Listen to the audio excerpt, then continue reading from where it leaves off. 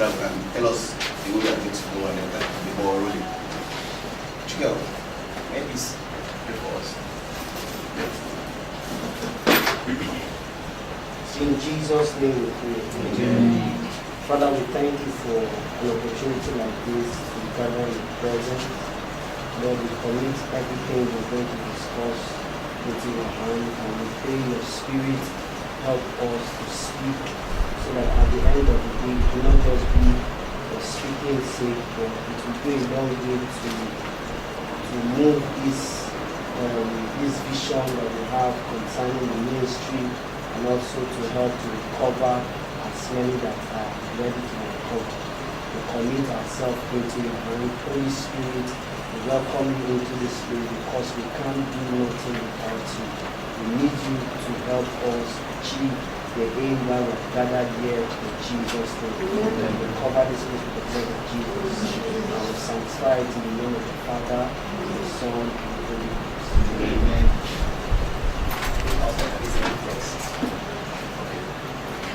I'll just say one or two things and then we'll take it off from there. The Bible study is not something like either. It's a meeting, and it's a meeting for us to actually talk. Just like the theme of the program is "Come, let's talk." That is why we are here. Talk means talk. Say it the way it is in your mind, while you are at the same time being courteous and being respectful. I'm very sure that every one of us are all adults. There's no child here except myself. I think I'm the youngest person here, so I can be allowed to talk anyhow. Wherever that person, we need to speak respectively and responsibly. Now, we're here today because of something that's a trend that started on Facebook from the posting by our brother Emmanuel Buna. And personally, I would say that I was very happy getting the responses of every one of us. And this meeting is a child whose time has come. And when the time of a child, or when the time of a vision is come, there is nothing anybody can do about it. That's number one. Number two is that when the trend started, some of us came on board, made one or two comments, and then we've also met some of the church leadership, and they are very much interested. As a matter of fact, they are on the platform, but we've said that it is not for them to talk, it is for us to talk. So they are just on the platform to hear us. They are eager to hear us. They want to know what are the things that are going on, what are the things that have offended and are still offending some of us, and how do we go about them. Now, somebody said that doing one thing over and over again in the same way and expecting a different result is the beginning of madness. And I think it is time for us to make progress. Number three is that this thing is being recorded because it is time for us to engage church leadership. Mama will say more on that. If you want a change, what kind of attitude should we have? She will come up and say more on that. That's why we are recording it. We're not recording it because we want to mark the faces of those who are here. Let me use the word from Victor. We're not marking anybody's face. Not at all. We just believe that this is time for us to talk, and it is important for us to talk. So at the end of the program, the issues that are going to be discussed will be highlighted, and same will be forwarded to the church leadership. We know the level at which we can engage them, and from there we will take it on. Now, there's going to be a conference. It will be on a Dasan level, it will be a national conference. But that conference, whatever comes out of this meeting, and possibly another meeting we are going to have, is going to culminate into that national conference that we're going to have, so that those who are outside Lagos, who are joining us right now on Hangout, can also be part of the conference. But we are like the ones, moving the whole thing forward. Number four is this. I've been thinking before today, what are we going to say before we start year to year us? And yesterday all through my head was just empty, while the workers meeting till the evening. And then while GS was ministering to us today, he read the book of Exodus 32, and the thing just clicked in my head. Exodus 32 was where Moses came down after having a relationship, having an interaction with God on the mountain, and God told him, this is what the people are doing, you need to go back and go and talk to your people. And And when he came down, he met with Joshua. Joshua was like, oh, I can hear the noise of rejoicing, the noise of battle. He said, no, it's not the noise of battle, it's the noise of people that are rejoicing. So we need to go back and go and meet with them. Of course, if you're in church this morning, you know the story I'm talking about. There's no point reading from the Bible because of time. Now, he came down, broke the stone, grinded everything into powder, poured it on the water, and gave everybody to drink. And he said a very striking statement: who is on the Lord's side, let the person come this way, and then take his sword by his side and go into the congregation and to kill his brother. Now, what I want to bring out from there is this meeting is a decisive meeting. It is not the usual talk. It is now talk, follow up with action. We want to know those who are on the Lord's side. And those who are on the Lord's side should not just be the ones that we talk on Facebook. I told Victor, and if at the end of today, all those people that are making noise on Facebook are not in this meeting, who are supposed to be here, then we'll have to go back to that platform and tell everyone to shut up. Because I don't believe in talk, I believe in action. When you talk, follow it up. I have a personal principle. I'm sorry I may be wrong, but my personal principle is we die once. So what I need to do, I do it. Just do it. If we say we want a change, then we should be ready to come up. We should be ready to make up our mind today that we are on the side of change, a positive change. I strongly believe that every one of us that are here this afternoon, from wherever you are coming from, my sister came all the way from Ibadan, just for this meeting, not for any other thing. You have the interest of the church, you have the interest of this ministry, you have the interest of the youth, the ones that have left and the ones that are still within the church at heart. That is why you are here today. Otherwise, you will not be here.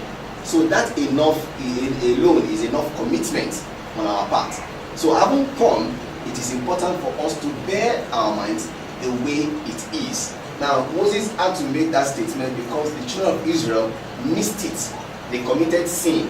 Sin is not, don't look at it from the perspective of immorality or all of that. No. Look at it from the perspective of the Greek or the Hebrew word. In the Greek and the Hebrew word, sin, S-I-N, means the same thing, missing the mark. They missed the mark. So there was a need for them to come back to the point where they missed it. Some of us have missed it. Some not by their own making, some by their own making, no problem. We are not here to judge anybody, we are not here to criticize anybody. We just want to know what went wrong. How did we get it wrong?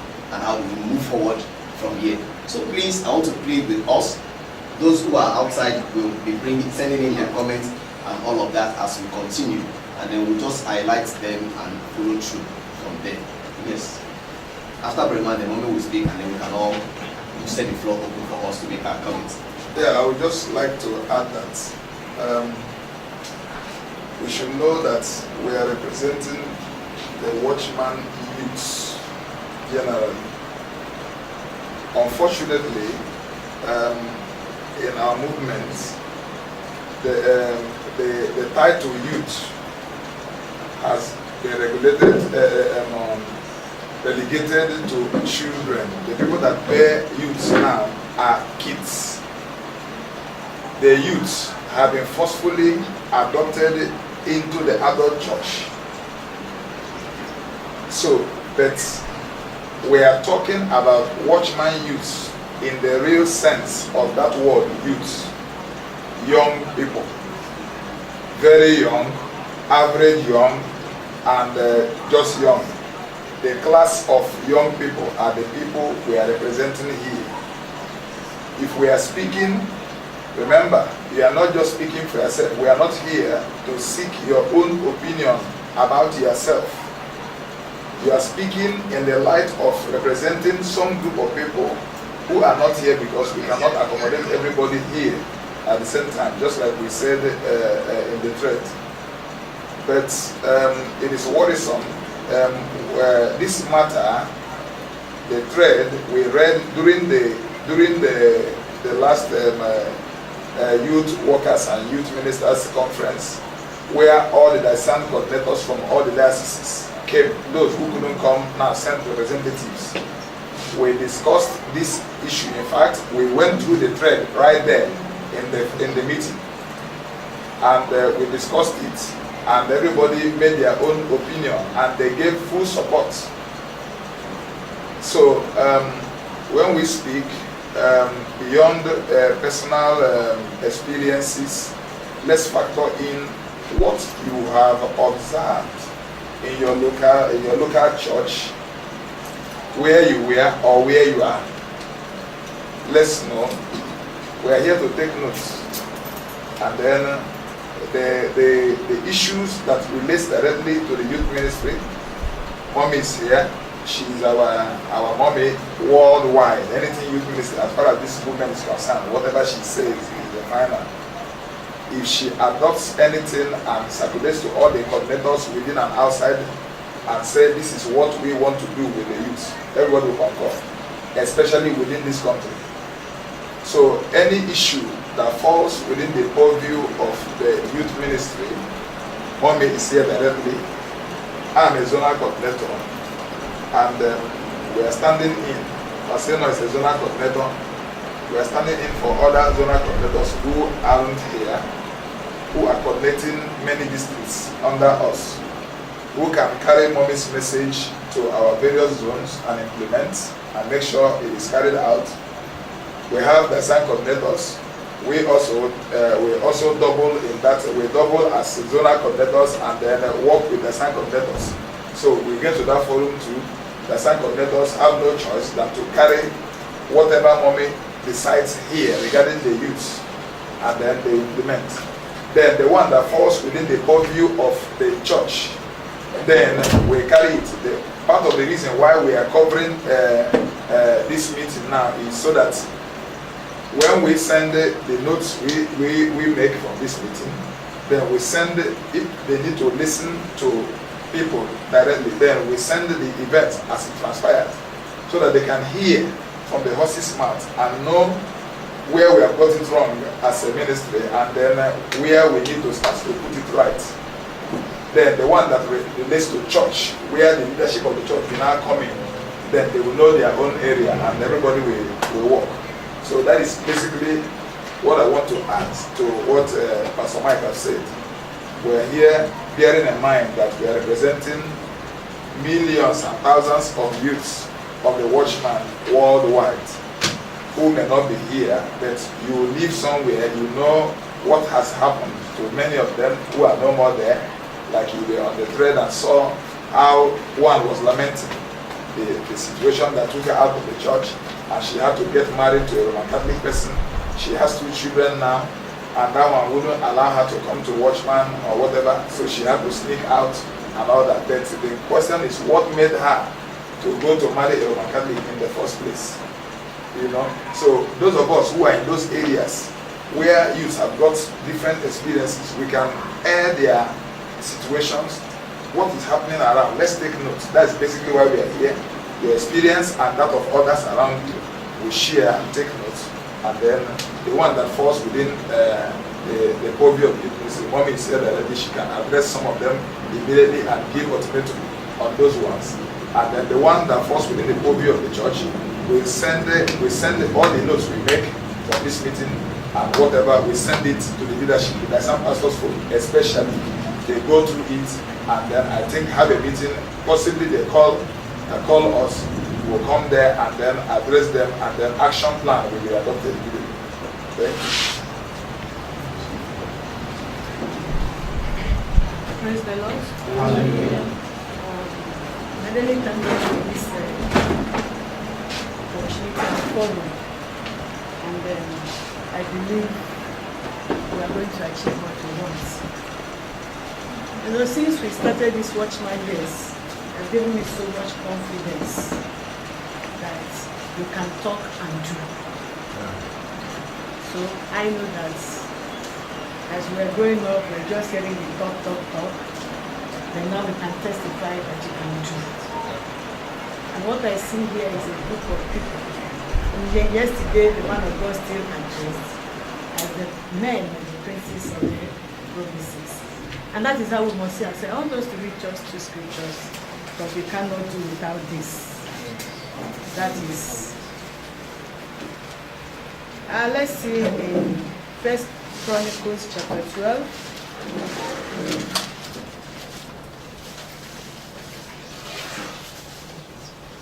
Verse 32. And of the children of Issachar, which were men that had understanding of the times, to know what Israel ought to do, the heads of them were 200, and all their brethren were at their commandments. These were people that understood the times. And I know that the movement has come to that point where I believe that God has given us the generation of youths that can make a change. And these youths must begin to see themselves in that light. You know, I followed the trend. I saw the thing was moving and moving.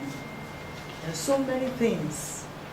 But right now, those of us that have made up our mind to really effect a change, I want us to see ourselves as men of understanding. That desire of the man of God, which even yesterday, those of us that were at the workers' meeting, can be met. And that is when we begin to see that God has formed us in a mother's womb, brought us up at the point He brought us out, and then given us a mission. Giving us a mission to accomplish. And so I've been in this forum. You need to talk very objectively to achieve something. It's not a time to do it this way or that way. Or probably you've been offended with something and then you just want to say it's not really that you want a change. I want us to talk. That thing we know that can bring us to the limelight, bring us to that top, because the watchman is meant to be at the heights. And we've been hearing it. Our elders were youths, so to say, when they began to say these things. Until now, that has not really been achieved. I don't think God gives His word just like that. You hear the man of God saying they prayed for 3 years, and by God's grace, even though I was small then, and I was around. If they prayed for 3 years just to get the name watchman, then it means God wants that thing to be achieved. There's so many things it's making it not realistic. But in this forum, we're going to bring out all those things. Hear you. You say the things you need to say, the things you feel you should suggest, and then let's see how we go. The next scripture finally is, let's see, Psalm 92.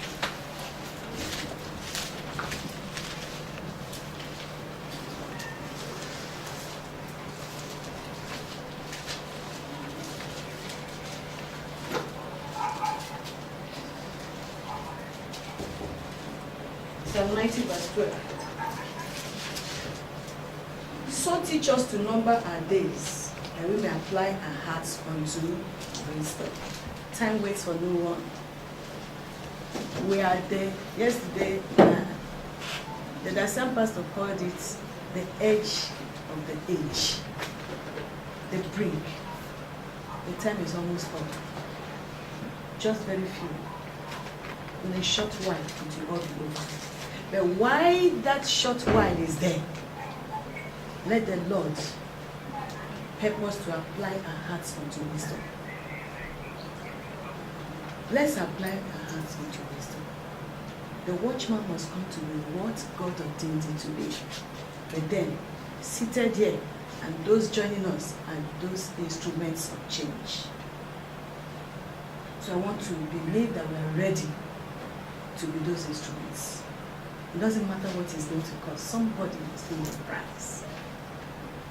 If she could come all the way from Ibadan for this, then I think God is interested.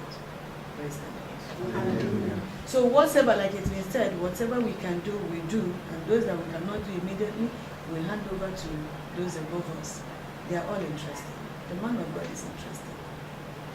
And so that thing you've been desiring, be rest assured it will be accomplished. So whatever role we're expected to play at the end of the day, let's all be ready. Let's be ready. Praise the Lord. So let's take that for now and move on. At the end of the day, we're going to see. Thank you, ma'am. In no particular order, if you have anything to say, I just raise your hand, we'll call you. But I just want to say this. Somebody gave us like about 5 or 6 areas. Talked about love, talked about communication, talked about commitment, and some other things like that. So let's hear us. Anybody can start off. Yes, your name, so I can have it down. Yes, please.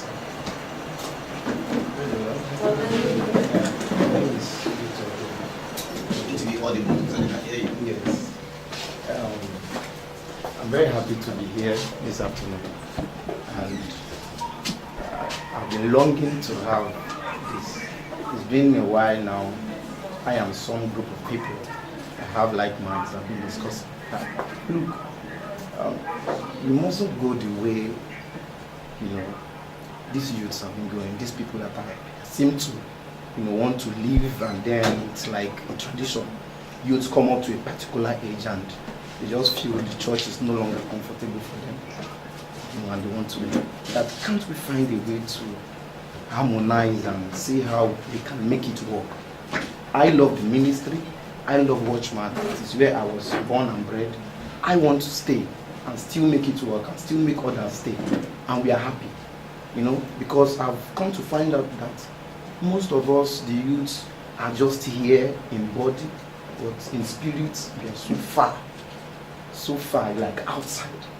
But we are just managing to come because our parents are coming, or maybe because some of us are boys or girls, sales boys or girls that stays with their uncles, so they just come.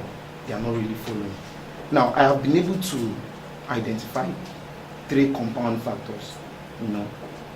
Now, number 1 is wrong parental upbringing. That is number 1. Number 2 is unqualified, or, well, maybe I'll just put it, unqualified youth ministers. And then number 3, I just put it in this way: adult versus youth ministry. I'm going to break this down so that we can understand. Now, wrong parental upbringing. It will surprise us to know that most of our parents are not actually born again. I can't remember vividly in those days. Most of our parents that are now our elders now, they fell in love with the ministry of the Watchman. They fell in love with the man of God and the church because of the attitude, the character. They were seeing this vibe. They were seeing this seriousness and holiness in truth and in spirit, in character, and it was so real. So most people were just watching from afar and they were getting convicted. But these days, most of the parents now, I don't know if it's through a meeting, or maybe because maybe the father or the uncle, have an agreement with them, and then they decided to stumble into church. And so we have so many parents these days that are not actually born again. When I mean born again, I mean parents that we stay in the same house together with, and then you find it very hard to identify traces of the attributes of Christ in their lives. And so you can imagine what the children will be like. You can imagine what the youths will be like. Now, it will be very very shocking to know that some parents actually sponsor and support these children, these youths, in their ill attitudes. Now, you see, I actually have an example which I'm not even going to mention here. I know this particular sister that welcomes, the daughter's boyfriend, sex partner. I'm not saying brothers in church coming to visit normally. I'm not talking of brothers in church or sisters in church. I mean sex partner, and she welcomes them and then makes them feel at home. They encourage these things, and they are watchmen and they come to church, and you expect this youth to think that there is actually something extra they need to do to follow. I don't see the possibility at all. Now, secondly, some of these our parents now, they actually saw Watchman as a place where God is, culturally. What I mean by culturally is that now I have seen the way this man is looking, and I am feeling like that the way this man is dressed, the way this brother is dressed, he must be serving a living God. This, there is something there is a true God he's serving. I need to follow him to church. You get it? And then they just follow the brother or the sister to church because of the way the brother has appeared. Now that is the mindset. Follow the brother to church. With time, months, years is passing, and they've not really gotten this mind of Christ. They've not really given their life to Christ. What happened was that they followed that brother to Christ because the way we look, the way we appear, is telling them that these people are serving, they are really Christians. Do you get it? And which is true, we appear to be Christians. But they came into church, and in the long run, they still can't testify of Christ in their lives. Now, again, I actually pointed it out so that I will be straight to the point. Most of these children were trained, most of these our youths were trained to believe that the way I look and the way pastor so person's daughter or son looks is the way you should look. Like, imagine this group of parents who have actually, started coming to Watchman and then following, Now, most times our parents just tell us, look, all they want to know is, look, as long as this person's children are doing like this, acting like this in church, that is the way you should act, because that is the way I believe that Christians should act. Now, they start forcing me, they start indicting me to be like pastor so person's son or daughter. Now, I don't know, and they might not even know that pastor so person's daughter is even in so crazy and immoral acts, for instance. Now, you want me to be like pastor so person's daughter, and now I start being like pastor so person's son, and now I start following pastor so person's son. Before you know it, the pastor so person's son starts influencing me, and before you know it, I become worse than I was. This is one of the reasons. Now, the children, our youths, are meant to believe by our parents that we should be like so person's brother. Don't you see how he behaves in church? Don't you see the way he prays? Don't you see the way he reads the Bible? Don't you see the way, and you don't know that the way that person is doing in church is not actually what he's doing at home. This is one of the reasons that I've seen. And now, when somebody like me, for instance, comes to see that this is how this person is, I say, yeah, so this is the tradition. So I can actually come to church and be like a watchman, and then go home and be like Victor, and be like myself. These are the things that have been happening all this while. Again, our focus, we must be very real. Our focus in Watchman, to Watchman youth, is not Christ focus. For me, the focus here now is that because of these things that have been happening, you want me to be like this man because of the way you see him in church. Everything is so obvious in church. He looks, he's following, he's a watchman in appearance, in attitude, in everything. Now, you have forced me, you are now forcing me to be like him. Now, I am now being a hypocrite. I am now wanting to pretend. And for those that cannot pretend, they just damn the consequences. Because they know that they know me now, I'm also their guy. They see me outside and they know I live my normal life. So they say, what is then the need? Because they cannot pretend. They cannot actually live a hypocritical life. So they still come to church with their kind of life and damn the consequences and say, and if any pastor is like, maybe, or leader trying to talk to them, they say, in their mind, you don't even know what you're talking about. Because if you know the person you are telling me to be like, you know you will not be talking, because I know. So these are the things that goes on in their mind, and they're like, they make mockery of the church, they make mockery of the pastor, they make mockery of leaders, because they know that the people you are asking them to be like is not actually who they are. Okay. Now again, yeah, I think this should be all about parents. I've been able to pinpoint, maybe later on. Let me just go straight to unqualified youth ministers. When I say unqualified, I don't mean qualification in educational qualification, basically I don't mean any kind of certification. I'm saying we need to have teachers that are qualified. Now, I broke it into three. Spiritually, it is very, very evident that most of the youth ministers are not spiritually qualified. You need to come to the grassroots parishes and see what is going on. You can hardly see, you see some youth ministers exhibit some kind of attitude, and even you as a kid, you'll be like, is this church? Is this church? Spiritually, you see them minister, they minister dry, and you can't even get something out of what they have said, out of what they have taught. And we keep giving messages to youth teachers, and they keep teaching something else spiritually, and even their attitude, nothing to write about. It will be very shocking to you that most of these youth ministers are immorally seducing some of these youths. Most of them they indict them into so many things, yet they are youth ministers. But imagine a youth minister as I am now, and then I'm trying to woo a sister who is in the youth. Now imagine the mindset of that youth. I am seeing that youth minister as a very Holy Ghosted person.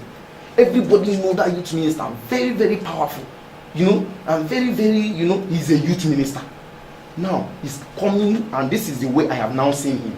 He's even wooing me, and I don't even know how many sisters he has wooed in the fellowship. Now imagine the mindset. I would think this is a tradition that okay, so I can actually play it. I will play it in church. I go back home and live my life.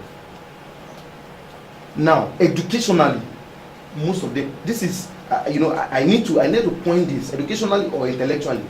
Some of our youth ministers need to be at least educationally sound. When I say educationally, you don't need to go to school or university. At least let's have youth teachers that can express themselves in simple and correct English. This is youth, and we must be frank.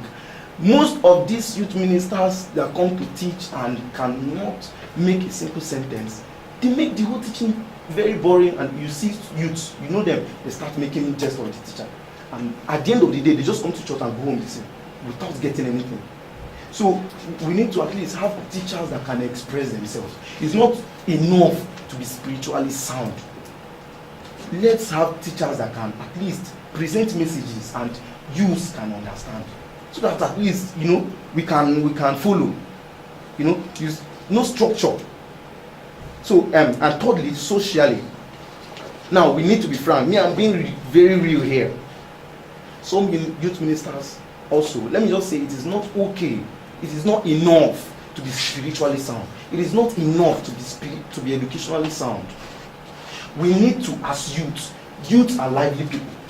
Youths are people that they always want to look out for a place that noise is coming from. Something that is interesting, something interesting. That is where youths want to go to. Now, and imagine in this generation where when you go, you have so many interesting nonsense. So many interesting nonsense. We move out of the church, just a step out of the church. You already seeing so many distractions. Now, why can't we have some level of social programs in church? Can't we start having sports in church? Can't we start having zonal football programs? These are the things that makes youth interested. Can't we start having art exhibition? We have youths that are very talented in art. Can't we start showcasing the artworks of these youths? Can't we start developing them? Can't we start welcoming them and telling them this thing you are doing is a talent and we need it? Someday it can be very useful to the ministry. So let's see how, if possible, we can start introducing some social programs. A youth is having a for maybe one Sunday, youths that had their birthdays in the month of March. Okay, come out. We celebrate birthdays for them. We take sometimes after series. Praise the Lord.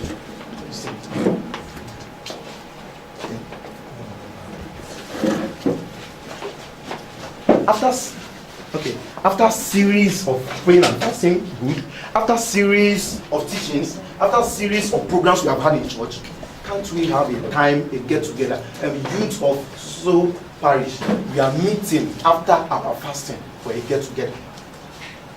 Can't you see something interesting? Can't you see that it makes me want to fast again. Can't you see that it makes me want to do something spiritual again? So I think that's enough I can take on that social. So let's see art exhibitions. There are so many talents these youth are having, and they are looking for places to explore. They are looking for areas they will explore. And when a church or one church is telling them, so you can do this, come and do it once now, they quickly jump. And before you know it, that youth loses focus.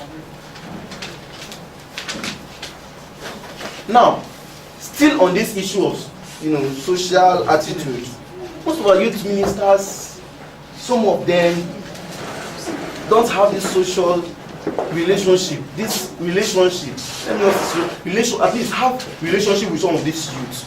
You see a youth minister staying there year in, year out.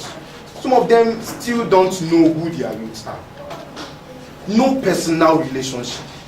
You just come to the pulpit, you preach, you download, you pray, you speak in tongues, you do this counsel, but still, they say, who is this person? You can't tell. And now, when the adult church is coming up on that person and saying all sorts of things about that person, you see a youth minister just standing like this and looking. He's dumbfounded. He doesn't even know what to say.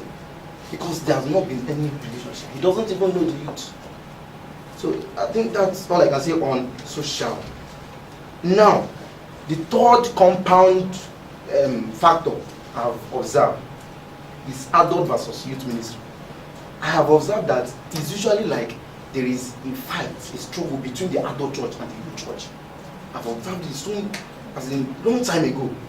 You see, I don't know if it is because maybe if a youth, an adult mother, and another adult mother is having issues between themselves, they now inflict it on the youth. Maybe for instance, you are a sister mother, and this sister mother is the choir mistress, and this another sister mother. This sister mother is the head of ushering department. Now their children, now this one's daughter is in your department, this one's daughter is in your department. Now they start inflicting their children just to get at themselves. Now I don't know, me, I'm just saying. Now they start, like in the choir, anything now, like this choir mistress now, anything this one's daughter who is a youth does is no longer fine. Now he starts checking for the minutest of offense in that person, and vice versa. I don't know if that's the case. Now, youth versus adults. You see struggle whenever, it is usually when it is time for youth week, you see some adults making comments like, I wrote down the comments. So comments like, this youth we are even spending money on self. Maybe they will come back after youth week now, 2-3 weeks, something like that. But they have used their mouth now and lead course from the children again. Maybe it is just wait, after this their testimony, you see what will happen now. 2 weeks, I'm giving you people just 2 weeks, and actually after 2 weeks they go back to what they were. It's very, very sad. Now you see comments like Sister Blessing. I'm just using Blessing for those that are playing Blessing. Sister Blessing, this one you are looking like this. It's like campus have started influencing you. This one is not Watchman Luko. This one you just see an adult, maybe the youth, you just anything could have happened. I don't want to know. Coming to church, maybe the way she didn't used to come to church before she went to campus, and then one adult sister coming out with the child just attack. Sister Blessing, this one you are looking like this. Just this your 1 year in school, you have changed.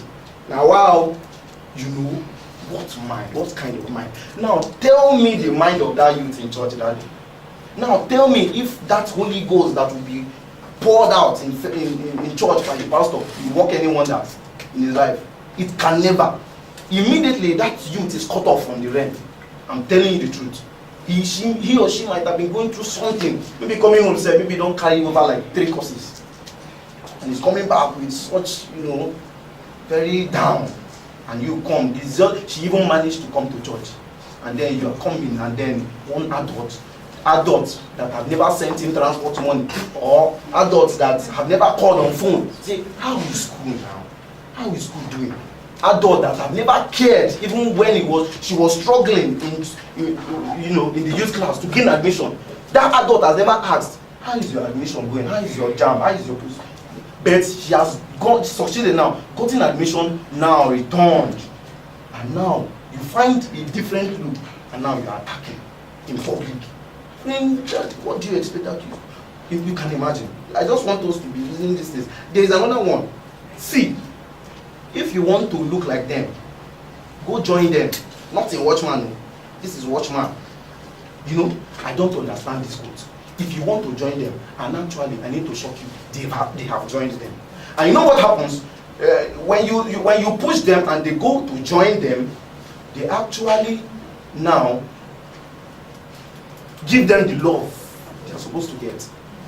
Carry them the way they are supposed to carry. In that their negativeness, in that their errorness, they carry them.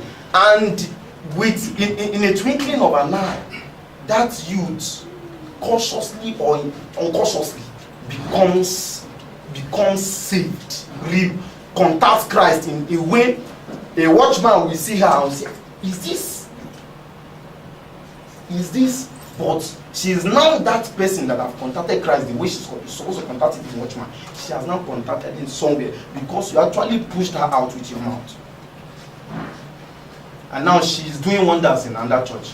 Now he is doing wonders in another church. I regret him. Come on. You see comments like, Brochima, so because now you are in Muzon, you have entered university, your shoulders are now high. Such comments. Now I am saying that these statements may not be with wrong motives.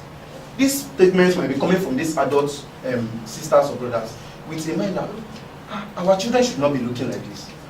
Look, sister, this should not be looking like you shouldn't be like this. But do we have a right means of communicating these things? We don't. And these are the things we are supposed to let these adults know. There is a way you communicate to youth. It is different. And we should have a kind of synergy between ourselves, the youth, and the youth ministers. Because sometimes they don't even come into the matter. And then it is like it is a fight between the youths and the adults and the youths. And the youth ministers are just wherever they are. And they are like, you will look on me. It's very painful. Now, I am saying that even these adults that they find every opportunity to want to slam a youth, they find an opportunity to want to just talk to a youth anyhow. But these adults are not anywhere near Christ. They are not anywhere near born again. I am telling you the truth. And most of them, they are adults now, so their appearance is by default.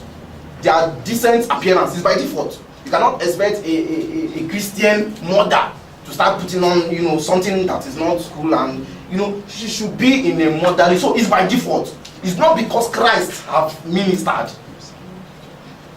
It is not because any Christ have come or they have contacted him. Check them, go to the market and see them. You will know that. You will shout. Go to their working place, go to their offices and see them. When we all come to church, they dress by default as a watchman, and they come to slam youths. Very, very, very bad and appalling.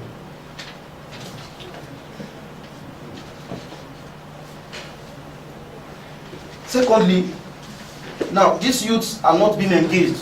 This is, I think I'm rounding up. These youths are not being engaged. When you engage youths, you keep them. I am telling you, when we engage youth, we draw them closer. When we engage with youth, we build them and make them stronger. Now, mommy, I don't know, is it not possible if it is one Sunday in a quarter, let the youth handle the church. Let the youth handle the church service. Now, that is if they are even used, because I don't know the disparity now and the strata, how it is. Because you can only go to a watchman fellowship and identify who youths are, who adults are, and who children are.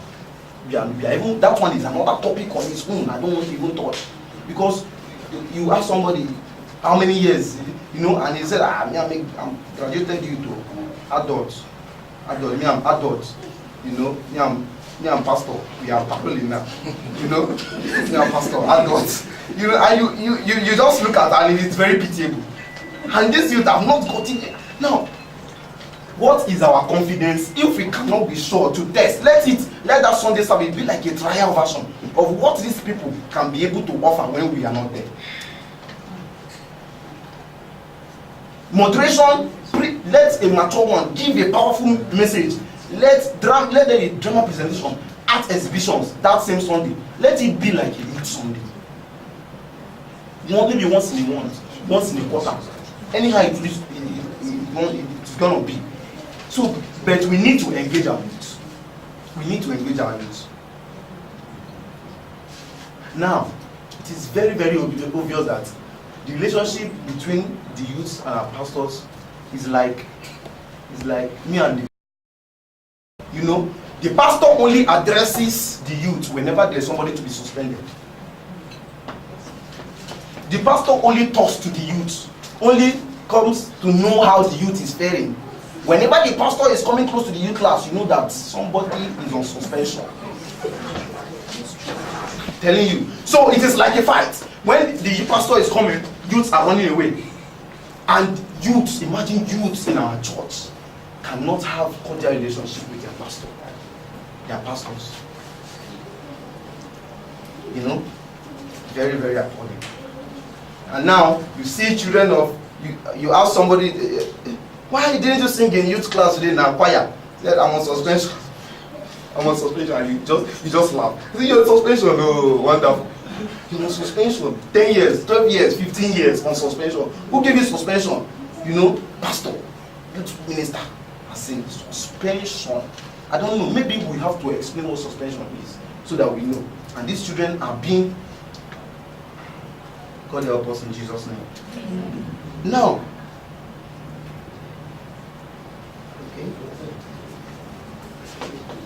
Okay, I think I'm just done because this is all because after these three are the major compound things I've been able to list down. Now there are elements, elements that makes up these things, these problems, these factors. There's much more elements, some of which are dressing, looks, marriage. Those ones I don't want to talk because my marriage is still far. So praise the Lord. That was why I said at the beginning that for all indication we may have another meeting before the national conference, because I'm sure that with the limited time we have, we'll not be able to exhaust all the issues that will be raised. I must sincerely appreciate my brother Victor, who brought our mind to some issues, and I'm sure these issues have been well noted. For me, it has given me something to think about as an adult youth. Thank you very, very much. So who goes next? Let's take a meeting.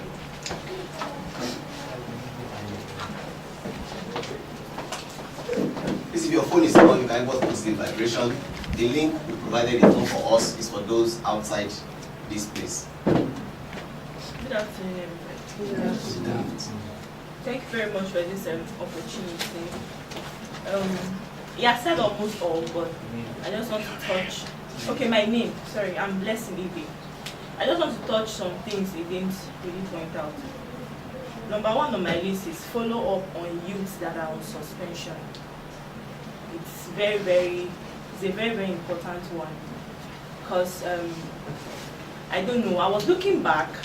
All the time I was looking back at when I started growing up. I was not born in Watchman. I was born in Catholic before we came to Watchman. So I know youths I was growing up with while in church, while in the youth class. And just last time, the last person that I thought I was even, okay, not only two of us stand among the whole youths that were with me in that set when I entered Watchman.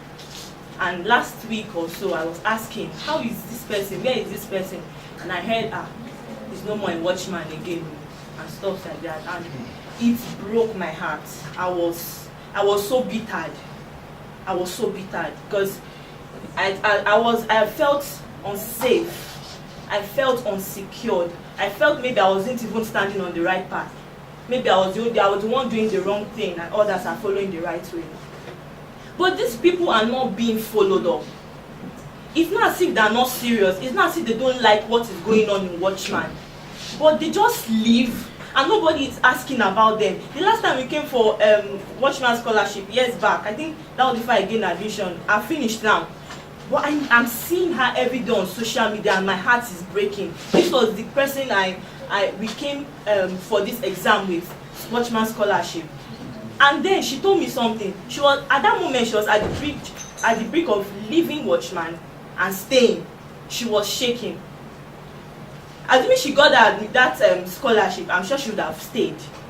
So though, but she was still shaking. She now told me that the reason why she's going to leave is because something happened to her one time. She was even in the youth choir, a very strong chorister. She told me something happened to her one time. Nobody followed up. I think she lost her mom or something.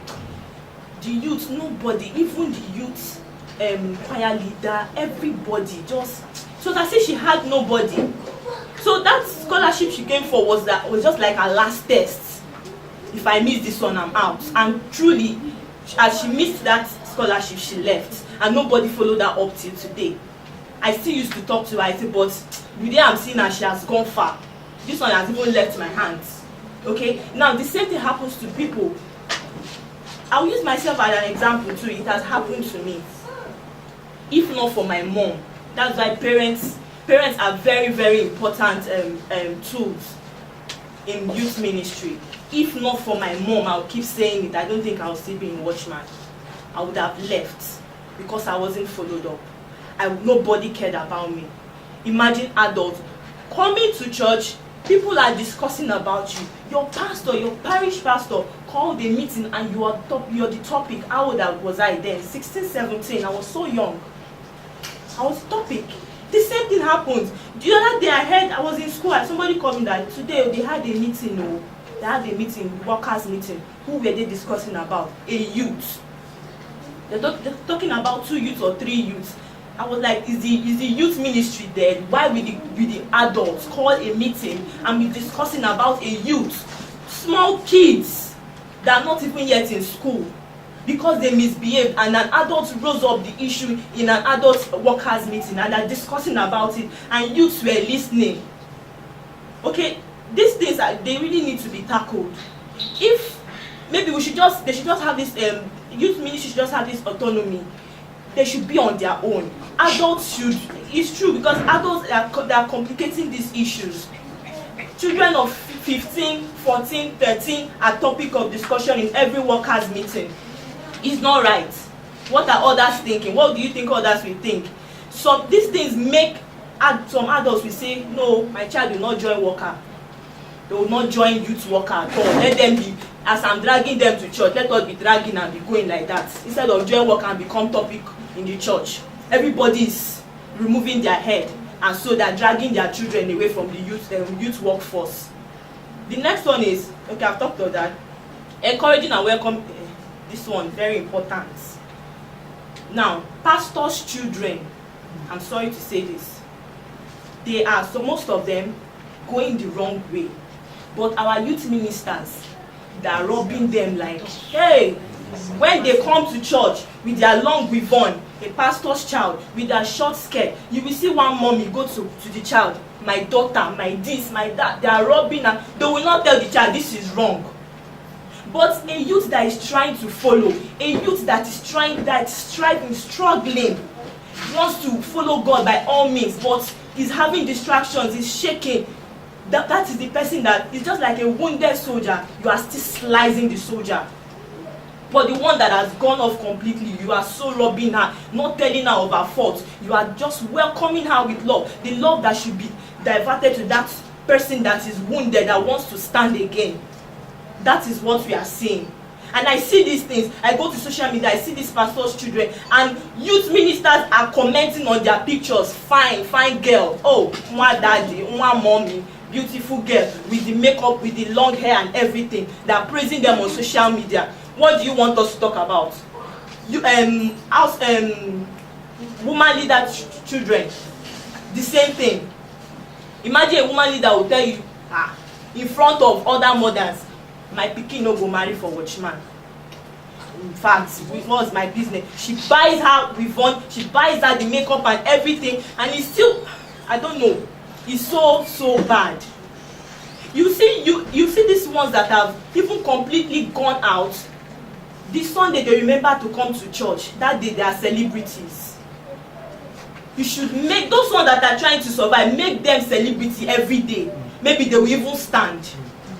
But these ones that are left that are making celebrity, that the next 1 year you will not even see them. The next Sunday they come, they are celebrity in church. Everybody is hailing them with their long Revon. This is what I'm seeing in my parish. I'm saying, with their long Revon, everybody is hailing them with their short skirt and their hand, they're speaking and you are enjoying it, welcoming them. And those ones are there dying, watching. They're there dying and watching and seeing these things. At the end, the last one I went to see in school, she's also in my parish. I just took that time, I went to see her in Unilag. She has gone out completely, in fact. She's not even in Watchman again. Now I went to see her. The next thing she told me was, stay there now. Don't do your hair, oh. Don't dress fine, oh. Be doing all this one. See pastors, children they're just there making, see how they're fine now, showing me pictures and all. I was like, what do I even want to tell this one? This is even a leader's child. She has seen it all. What do I want to say? So please, that love that should be that they are giving to those ones that have gone, please divert it to those ones that have gone, that their legs are almost out and they're shaking, that they just need that love to come back, to rise again. Do you know that some youths that are on suspension for 3 years, 4 years going? What is happening? Is it that they've forgotten them? Is it that their youth leaders are not working? And they're still in 4 years, 3 years, they're still in Watchman. You should know that person really wants to stay. So why not release the person? Why keep that person? Why keep that person going there? At a point, do you know what suspension causes? I've experienced it, so I know how it is. It is traumatizing. Psychologically, you are not okay. Emotionally, you are not okay. Everything about you is wrong.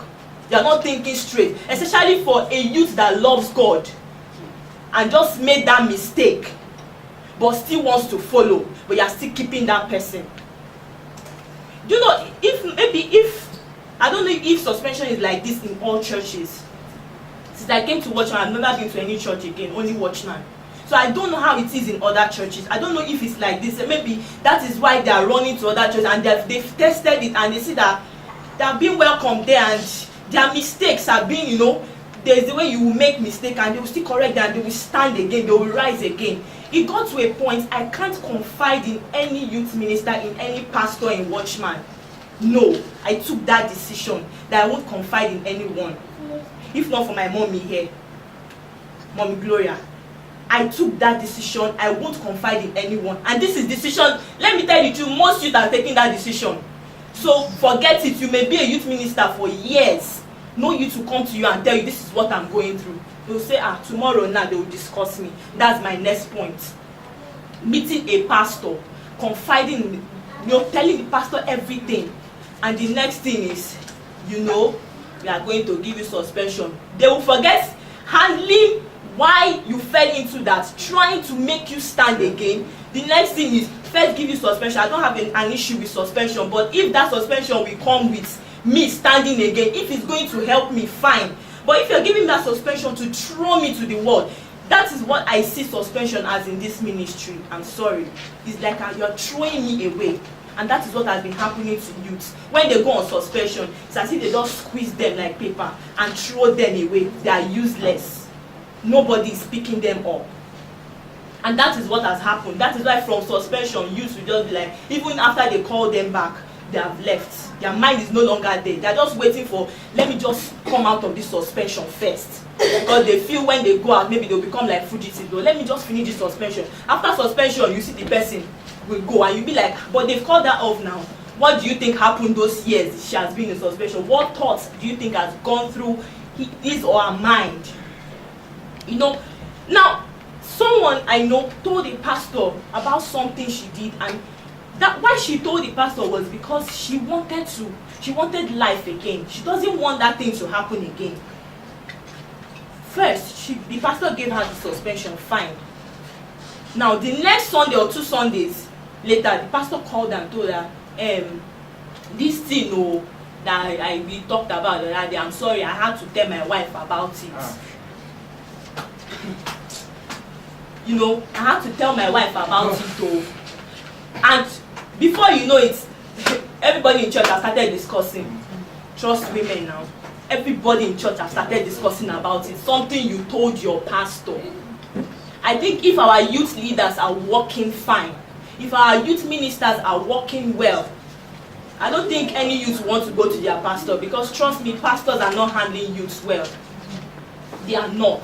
Most people prefer going to meet ministers outside Watchman to talk to them about things, to talk to them about their spiritual life, to talk to them on how to have a good relationship with God, which is what our youth ministers are not even telling us. The relationship with God is just the most important thing, but youths are not getting it here. But by the time they go outside Watchman, that is the point they are hitting at.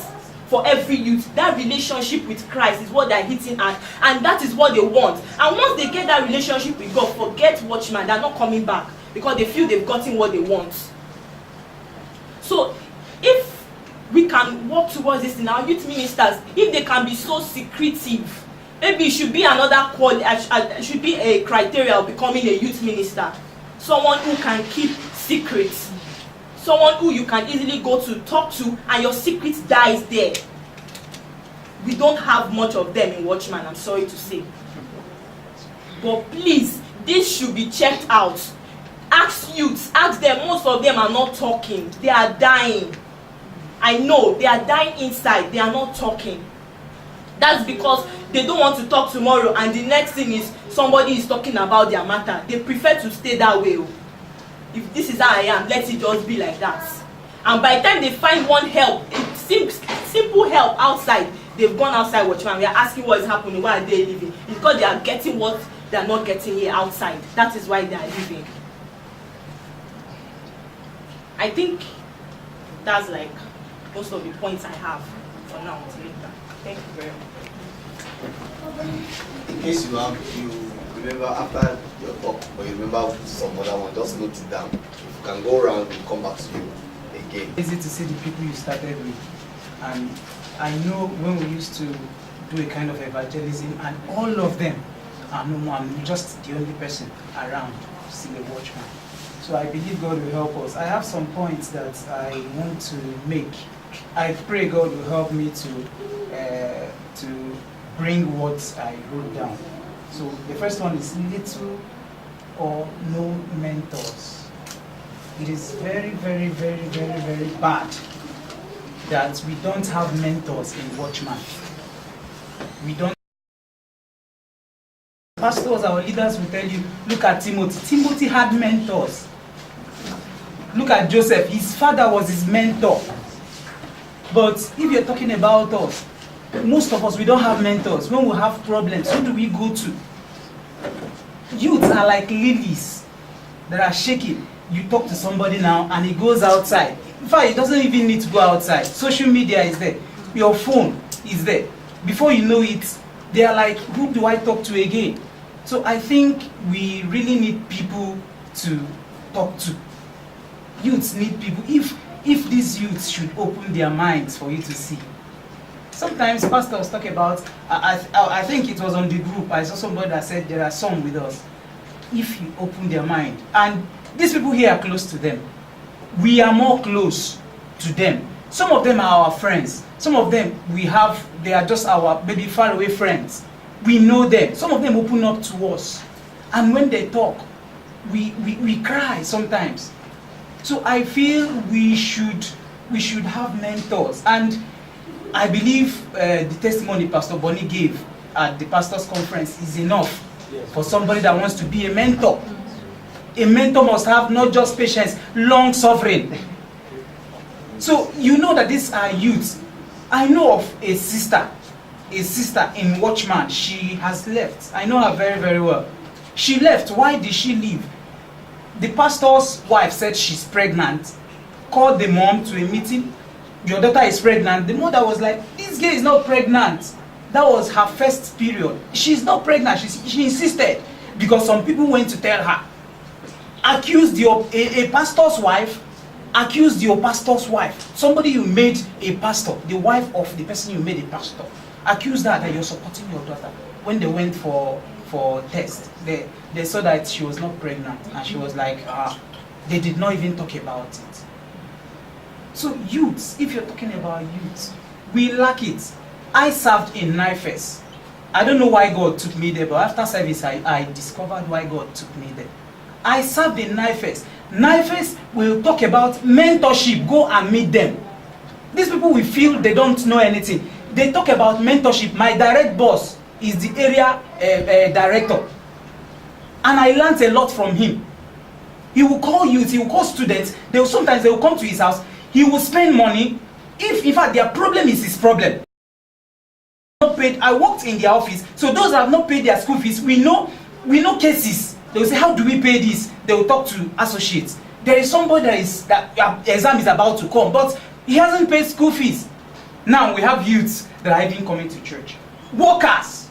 But these ones, they are thinking, how do I survive? I remember growing. I remember how many days I spent at home before getting admission.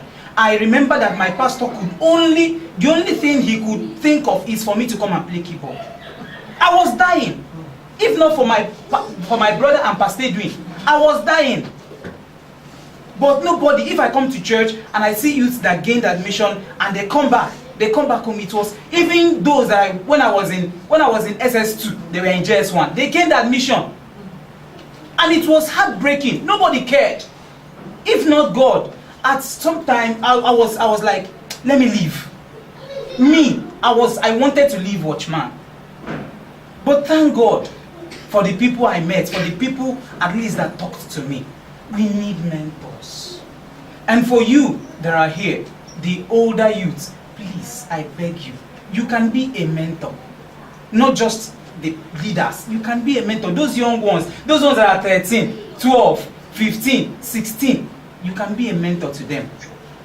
This is very, very important. If you don't pick any other thing I say, at least this particular one is very vital. We need mentors. People that at least career problem, any problem, you can go and meet the person and you expect solution.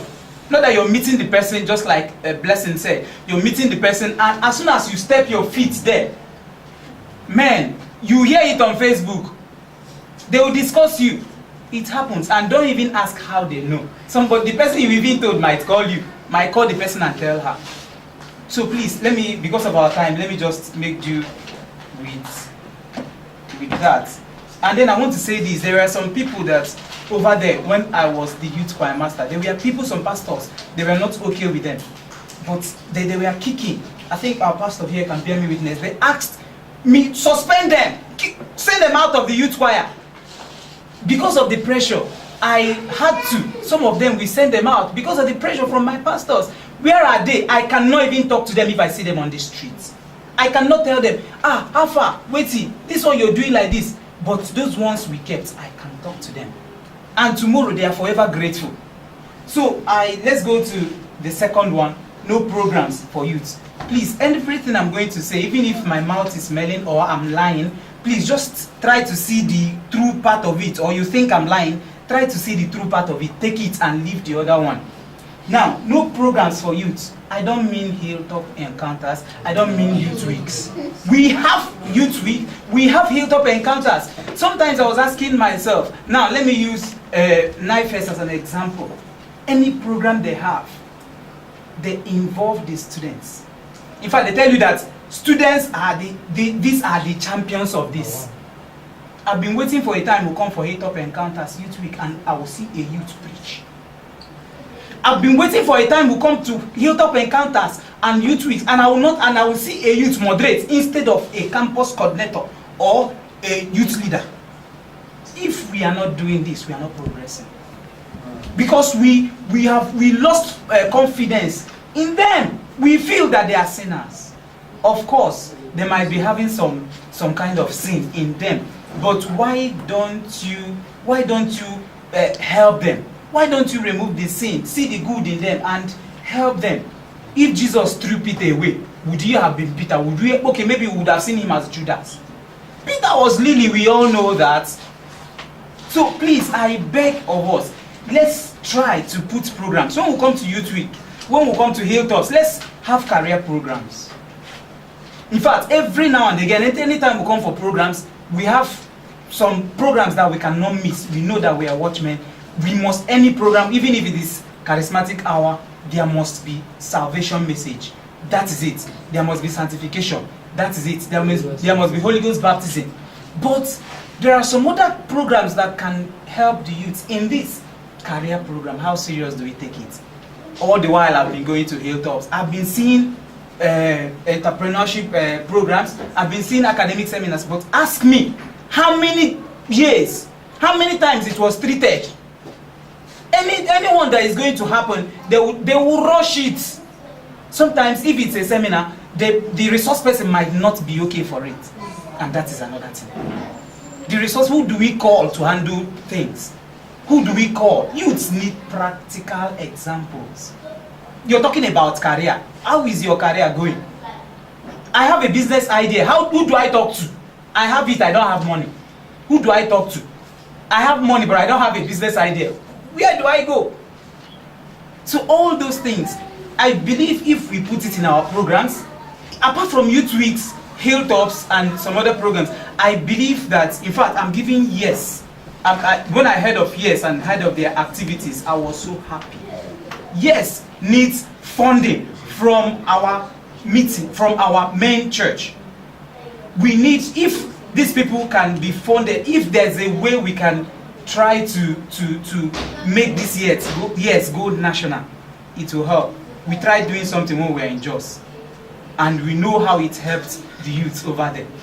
So please, I beg of us, let's just try. Let's try to do this. It's going to help. It's going to go a long way. It's going to go a long way. Even if it is, we call it a kind of career seminar, anything, academics. There are some youths that are, they go to church and they hear about Daniel, they hear about Shadrach, Meshach, and Abednego, but still they are failing. They go to school, see lineup of carryovers. They are still there, they've not passed it too. How do you help them? You need to meet those people. You need to have special programs for those people. WAEC is coming. Have program. JAMB is coming. Have program. Post-UME. You have program. So let me go to another point because of our time. Now the third one is restrictions from parents, especially pastors/leaders, on their wards from attending activities. Nobody should say I'm biased here because I'm a pastor's child. So don't say I'm biased. I'm talking because maybe my father is not a pastor.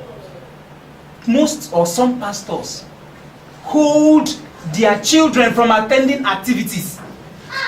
My former Daizan pastor, before his children started attending activities, he will hold them like egg. They don't leave his house. I heard of one brother told me of a pastor in Lagos whose children he did not allow to join youth choir. They wanted to join, but he did not allow them. Maybe he was feeling that those in the youth choir are not properly born again, or something like that. Or maybe if they should go there, they will corrupt them. But the testimony, I don't know whether to call it testimony or what, is that those children, their life now, and I'm not even sure their parents are aware that they are living a wayward life, and they are bold living that kind of life. Who lost? Is it me? I'm not the one. When you don't allow your child to join because you're a pastor, because she's a pastor's child, you restrict her movement, you restrict his movement, she should not join. They are going for evangelism. Stay at home, I will go on your behalf. As though heaven, the race is a collective one. We were taught in church that it's an individual race. Is it not true? So, but they keep on holding their children. They keep on they hold them not to attend these meetings. And you want God to perform magic? Nah, lie. They will continue to go worse. They will go worse. Sometimes it's not from the pulpit. Sometimes these ministries, choir, prayer warrior, all those small sub ministries, sometimes they are the ones that are holding them. Choir held me. If not for choir, I wouldn't have been in Watchman. No. If had it been they removed that choir from me, most of us, not just me because I have friends, if not for that choir, I would have gone. Because I did not live in heaven. I lived on earth and I'm living on earth. If not for choir, when you want to enter the main one, you remember, choir. You have to think, okay, if I do this, you've done it, but you're about to leave and you remember that thing. Oh, Kai, you go back. So please, all these things, they are very, very important. I know some pastors, when they hear us speak this way, they may say we are not born again. They may say a lot of things about this. But as far as there is solution, I don't care. All I want is for my brethren, those ones that are falling, and those ones that are on that thin line, the line of falling, moving away. Should I go out? Should I stay in? All my care, what my concern is for them to join us. I'm not happy that I can't see so many of them. I can mention names. People that we are in okay, let's leave choir. That we are in deliverance ministry. I sometimes I cry. Sometimes because it's disheartening. People you started with, you can't even see them again. So please, I think this should help us if our some pastor or the man of God or the appropriate authorities can speak to pastors and still remind them again that they need to do this. Because it's not that Daddy has not been speaking. If it's possible, let them remind them. If it is a seminar, if it's not going to be a kind of pastors meeting, let them call it seminar for pastors and teach them on how to help their youths or their children succeed. I'm not sure. I don't know of anybody that after succeeding, he will overlook the person that helped him to succeed. I don't know of that person. So the last one I'm going to talk about now is a bombshell: our weddings. I think it was the last thing I had to put down here. It's a very big one. Our weddings. How is our wedding? How is it going? A lot of things. Youths, they come to me. The younger youths, they come to me, they talk to me.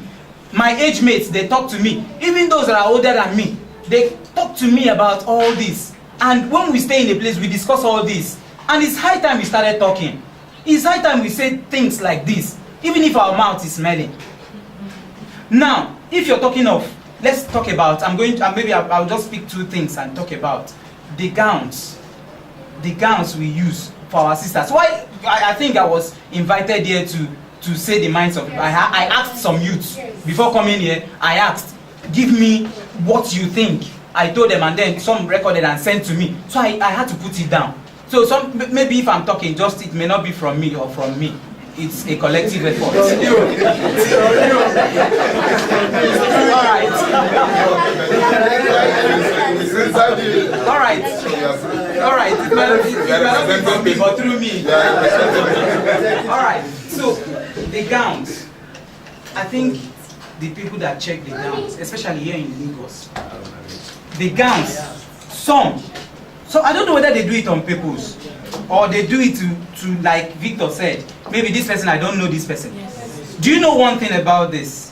One thing about this is that we don't have one standard. If had it been we have one standard of gowns. Okay, this is the standard we have. But why is it that maybe because some people, I'm just frank. Maybe because I'm poor. Maybe because I don't have money. That's why they don't allow me to do this. But they allow this other person to do it. It is a very big concern to these youths. And when they get to this transition stage, they leave. Many of them, even recently, okay, let's forget about last year. This year. Let's talk about this year.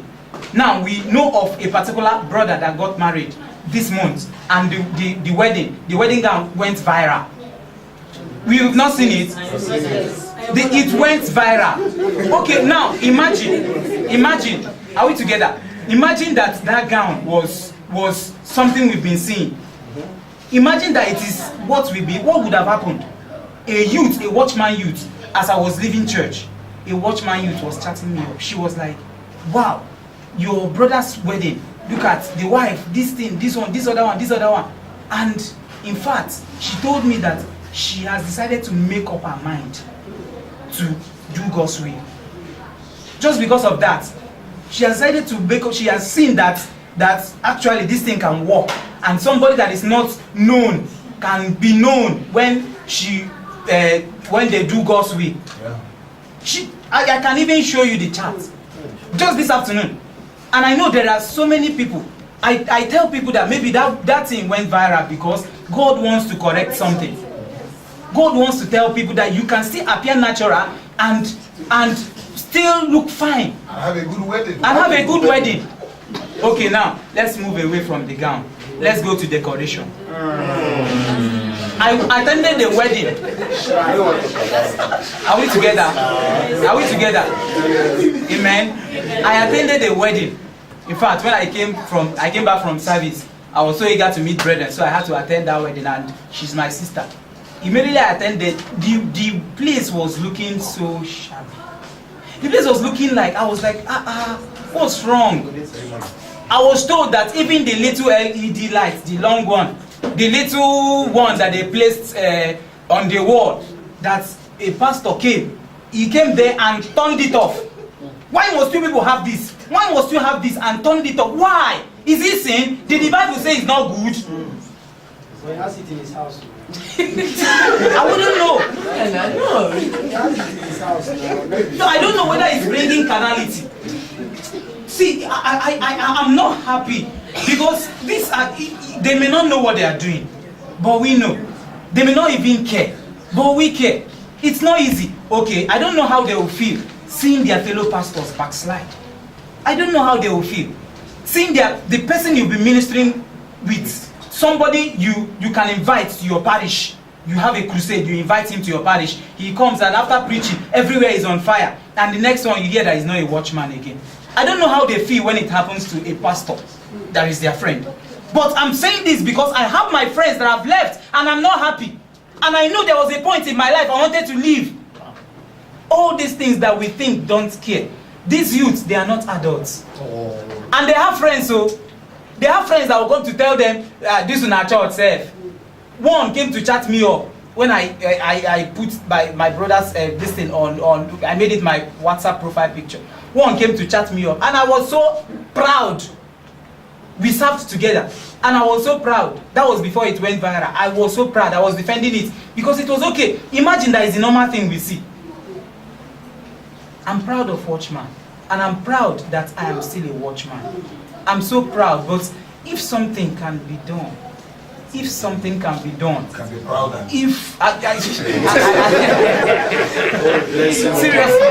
and I feel as regards weddings, I just talked about these two things. Every other, maybe some other person might talk about some other thing about wedding, but these two things, please, let's try.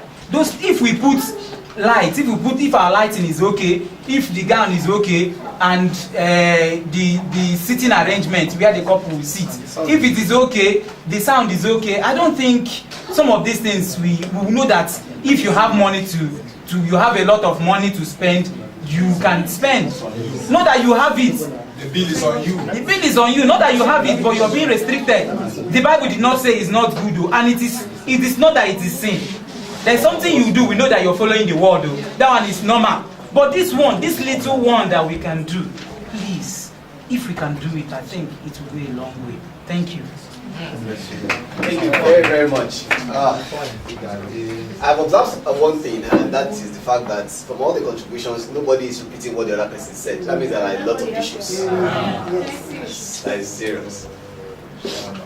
Let me just quickly say this. I'm not trying to address the issues that have been raised already. But let me just say this, just one on the issue of wedding. The church leadership was already working on that, on how to make our weddings better. Like I said, for those who were here at the beginning, before others came in, I personally believe that you die once. So you cannot die twice. So when I was wed, I took the bull by the horn. I was ready to die once. And some pastors that came to the wedding, but one person told me that since he has been going to watch my wedding, that if I didn't know that he knew me, and he came to my wedding, if he had seen the picture, he would have just told himself, no, this is not watch my wedding. It may be one Pentecostal church wedding. Because I needed to engage the leadership. I think some of them are just waiting for us to come up, just like this forum now. They want to hear us. And if you come up and say, these are the things I want to do, especially in the area of wedding. If you meet, for example, our Dazan pastor, sir, this, I've met with him one-on-one. Because 2 weddings took place last year. Remember, you sent me a picture of one from Orele Axis. One took place in my own location the same day. I ministered at the one in my own location, and they sent me the picture. And this one was looking like the herbalist shrine, while this one was looking like the proper wedding. So there were some people who went to that one, they were not happy. So when these things were coming up, I don't believe in talking and talking. So I went to meet him, sir, look at this, look at that, look at this, why that? Is it because this person is rich and connected to the pastor, and this person doesn't know anybody in the church, and the rest of that? So he clarified the issues, and I left his office satisfied. So, like I said before, we are not just talking here, we are taking up these issues at our level. By God's grace, Mommy is here with us, and we know how to get our issues and our matters to the appropriate quarters and get them resolved. It's not boast, it's not talk, it is what we can do. So I really appreciate the fact that everybody is saying their minds and nobody is repeating what the other person said. Yeah. It's just that we don't have enough time or so much time. It's really amazing. So please, let's get it on. Ebuka, let's hear you. Then Jukel, then Nuzbe. Praise the Lord. I'm Chukwuka. I'm going to start with the story. This one happened yesterday. It was at the workers' meeting, and then I saw a small child, then a big dad came in, and I was like, hey, you came to the workers' meeting. He was very kind, he was very polite.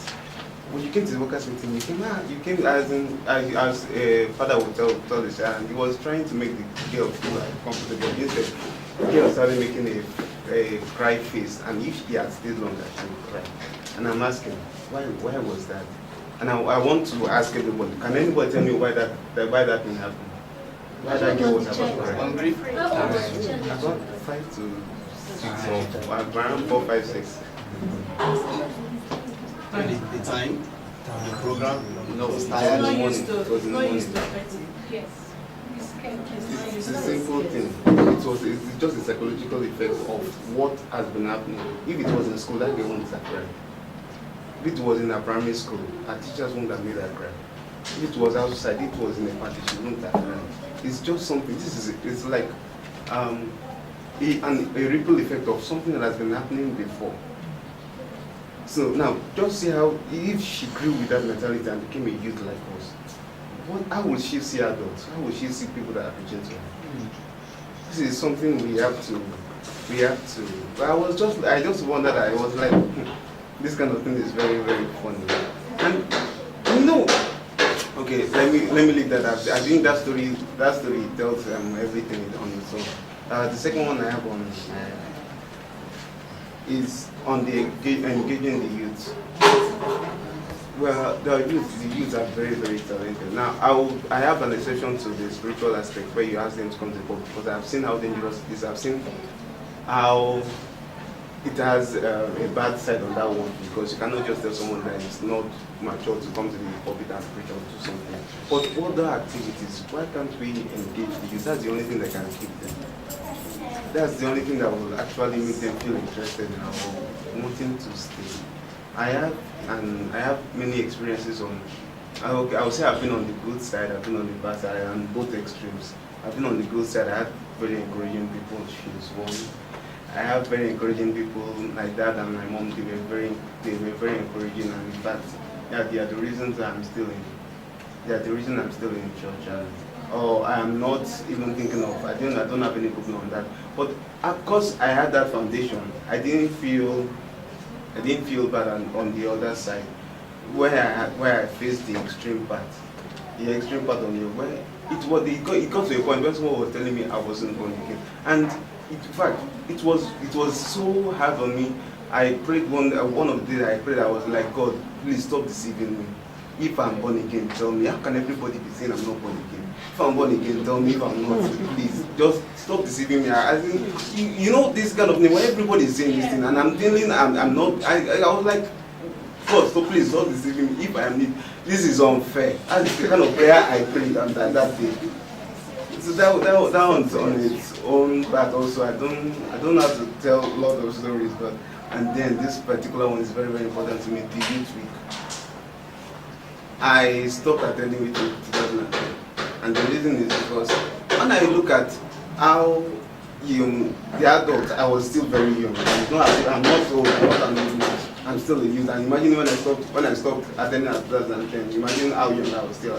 When I look at it, they never touched me.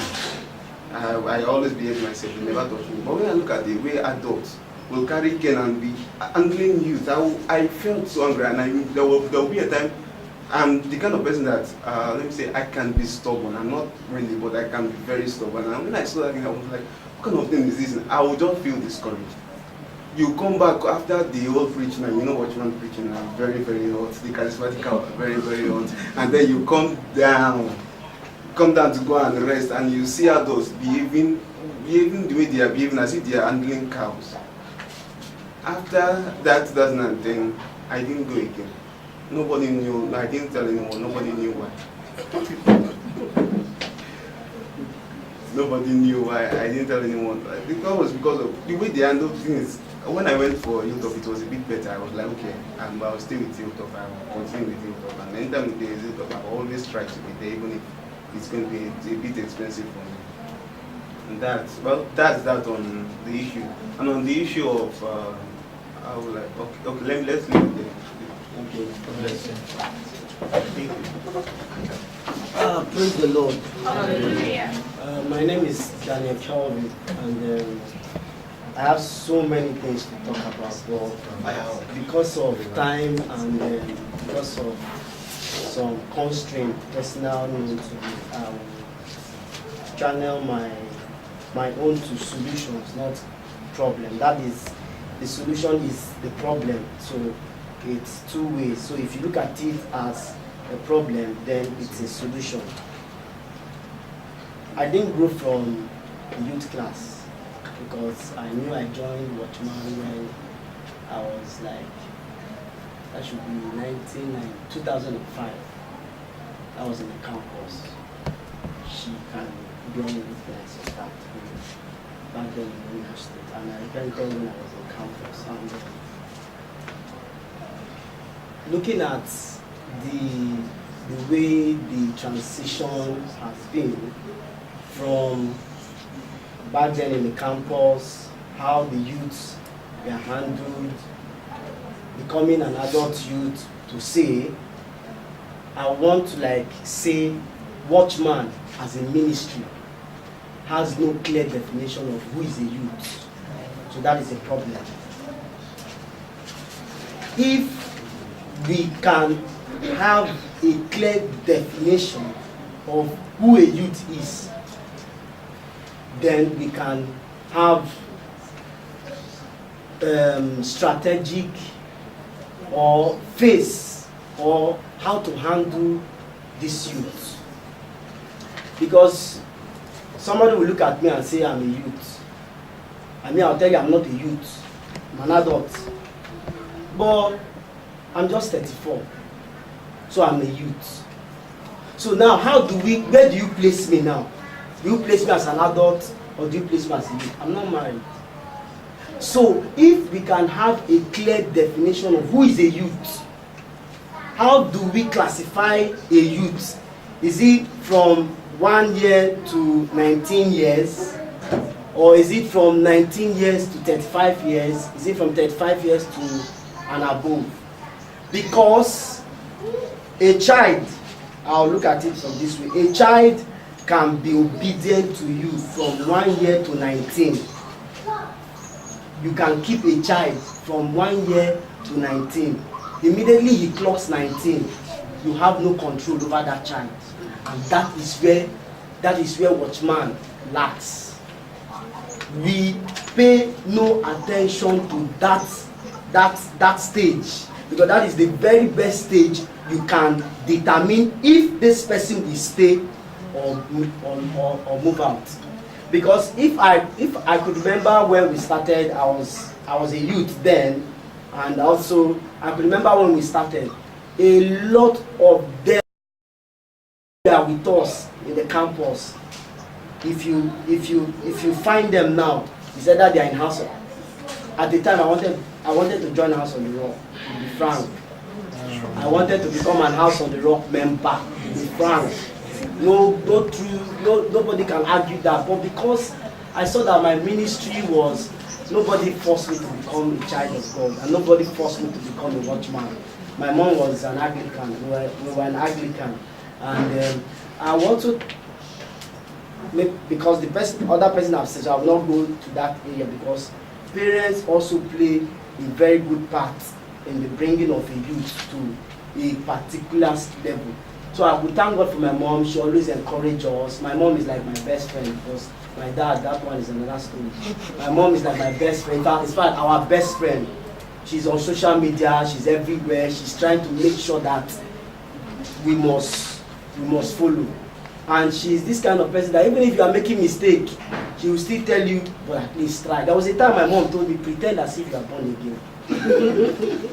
That was before I entered the higher institution. So if we can have this clarification of who is a youth, and secondly, that identification will now help us to channel our training, so that if we focus on the 1 to 19 years, we should also have another ministry that will also focus from 19 to 25, because that is where you will catch them and hold them. Sometimes when we come for evangelism, or when we come to Sunday night, because I love God, I come to church all the time, or charismatic hour, you hardly see a youth like myself, and I'll be wondering, where are they? They are youths, but because we only focus on that youth class, and once they leave youth class, they are no more. In fact, nothing. They assume they've arrived, so they can slap you and do you without understanding that you are still fragile. Something happened to me last time, and I was put under some restriction, but because I have a personal conviction about God, and I knew what brought me to church, not anybody, I had to discipline myself. But there are some people, there are some youth at that level, they cannot.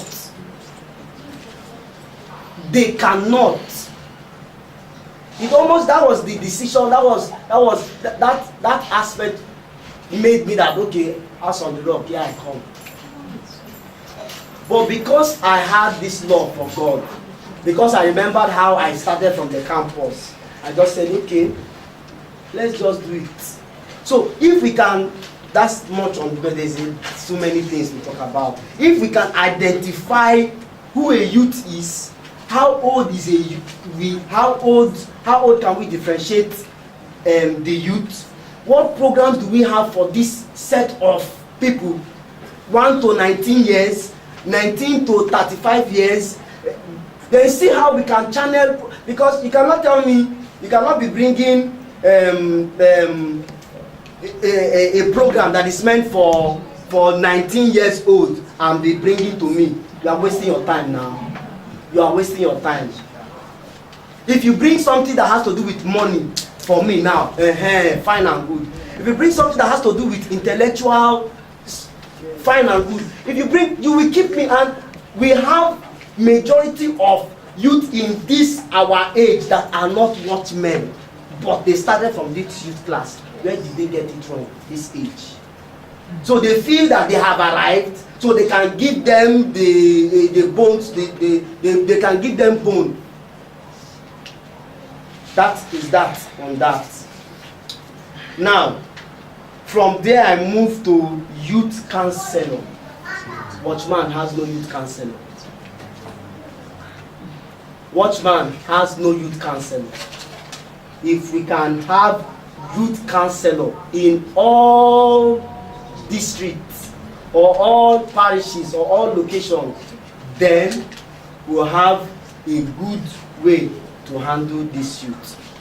We all know what a counselor is. It's a very vital role in bringing a child. My mom was my counselor. My dad also was my counselor, because there was something my dad told me. Though he was not born again, then I was even born again.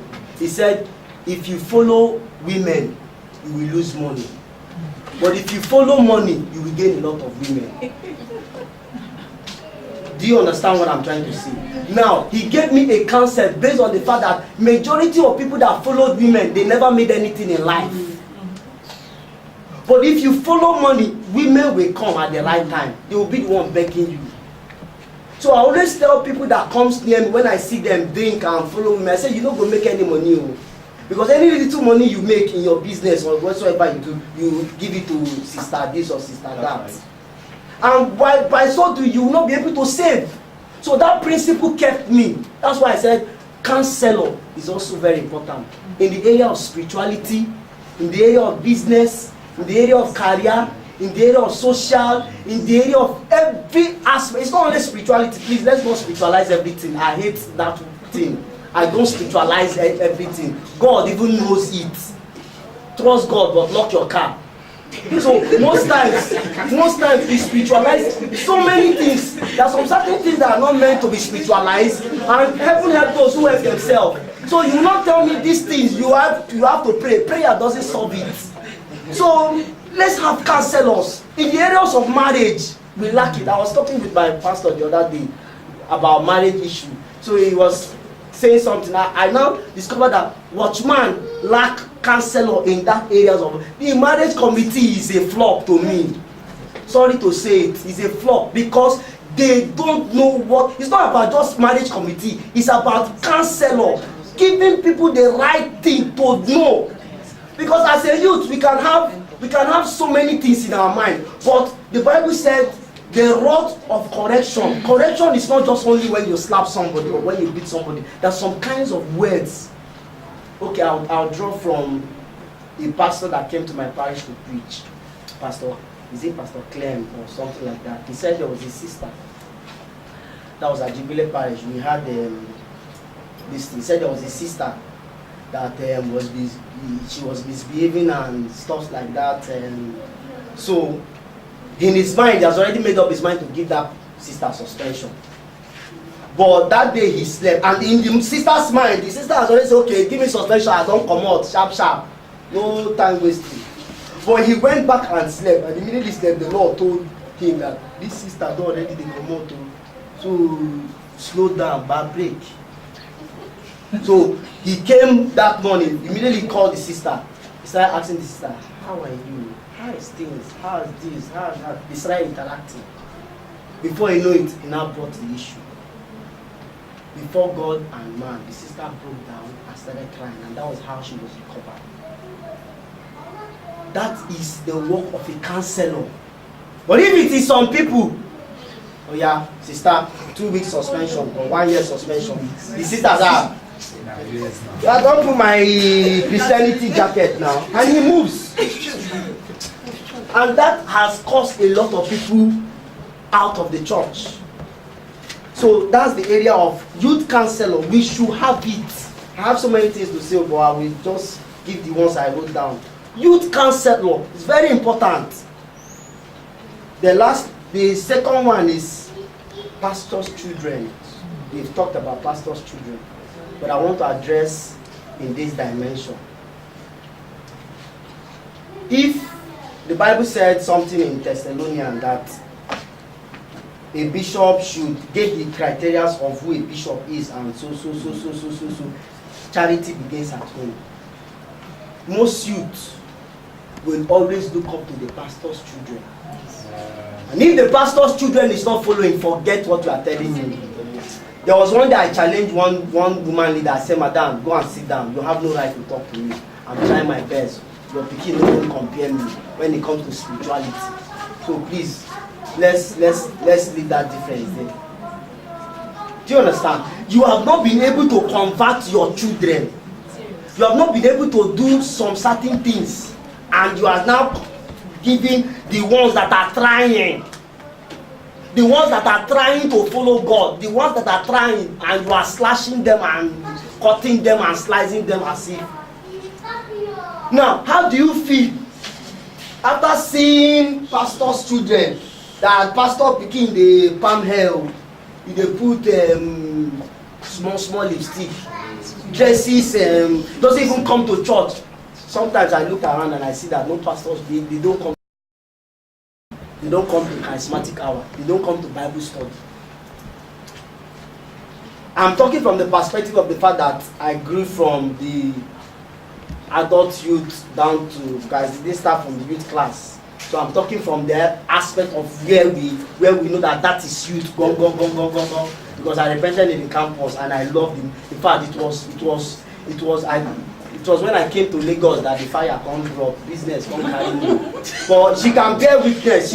She's in Enugu, all school in Enugu.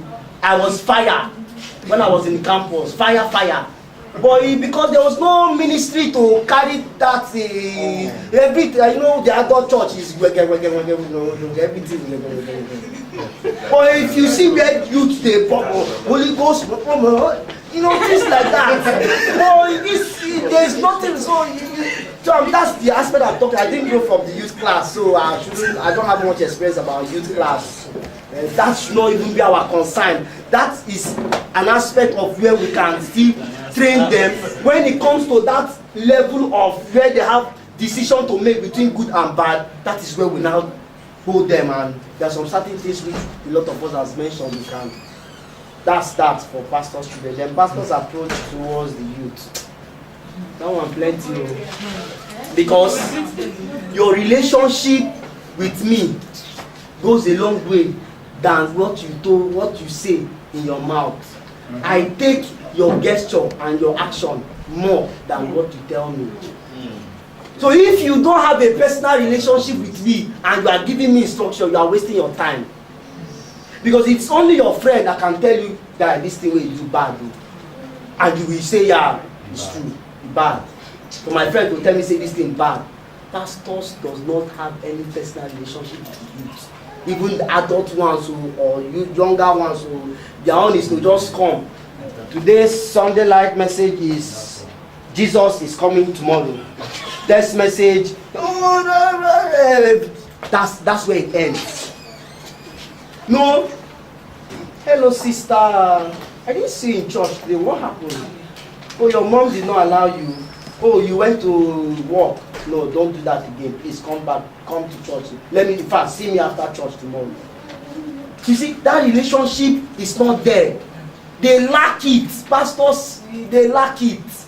They do, in fact, it's zero. So if we can encourage our pastors to enter, let's be friends. Let's be friends. Like my mom, I tell you, my mom is my best friend. And that is the reason why I am still a watchman today. House on the Rock, I don't go. But because of she held, not that it's not about, but you know, her relationship with you, her talk, her, you know, that's what we did from our pastors. And you will see majority of them that goes there, that is what they get from their pastors. That's what they get. We always spiritualize everything. And you will see pastor, if he's not frowning his face, he's not in the spirit. What is that? It's annoying. And sometimes you cannot even come to them and say, sometimes, like me, they know me. I no send you. I come with you. Pastor, good afternoon, how are you? I will bring her and shake it. No one shakes it, that's your own. They squeeze face as if the Holy Ghost is squeezing face. Holy Spirit is a calm man. I experienced it when I was in. He's a very calm person. He smiles at you. Good morning, Holy Spirit. That person that wrote Good morning, Holy Spirit was not frowning. He was not frowning. Good morning, Holy Spirit. That person that wrote it was not frowning. He was smiling. He has there's this cordial relationship with the Holy Spirit that our pastors, they don't have it, and that's why it has transferred to the youth. And when they see it, say, wait, I beg you. So, I have so many things to say, but these are the solutions I think we can. Praise God. You can clap for him if you feel like that. Alright, let's clear it. He has been shaking years since so.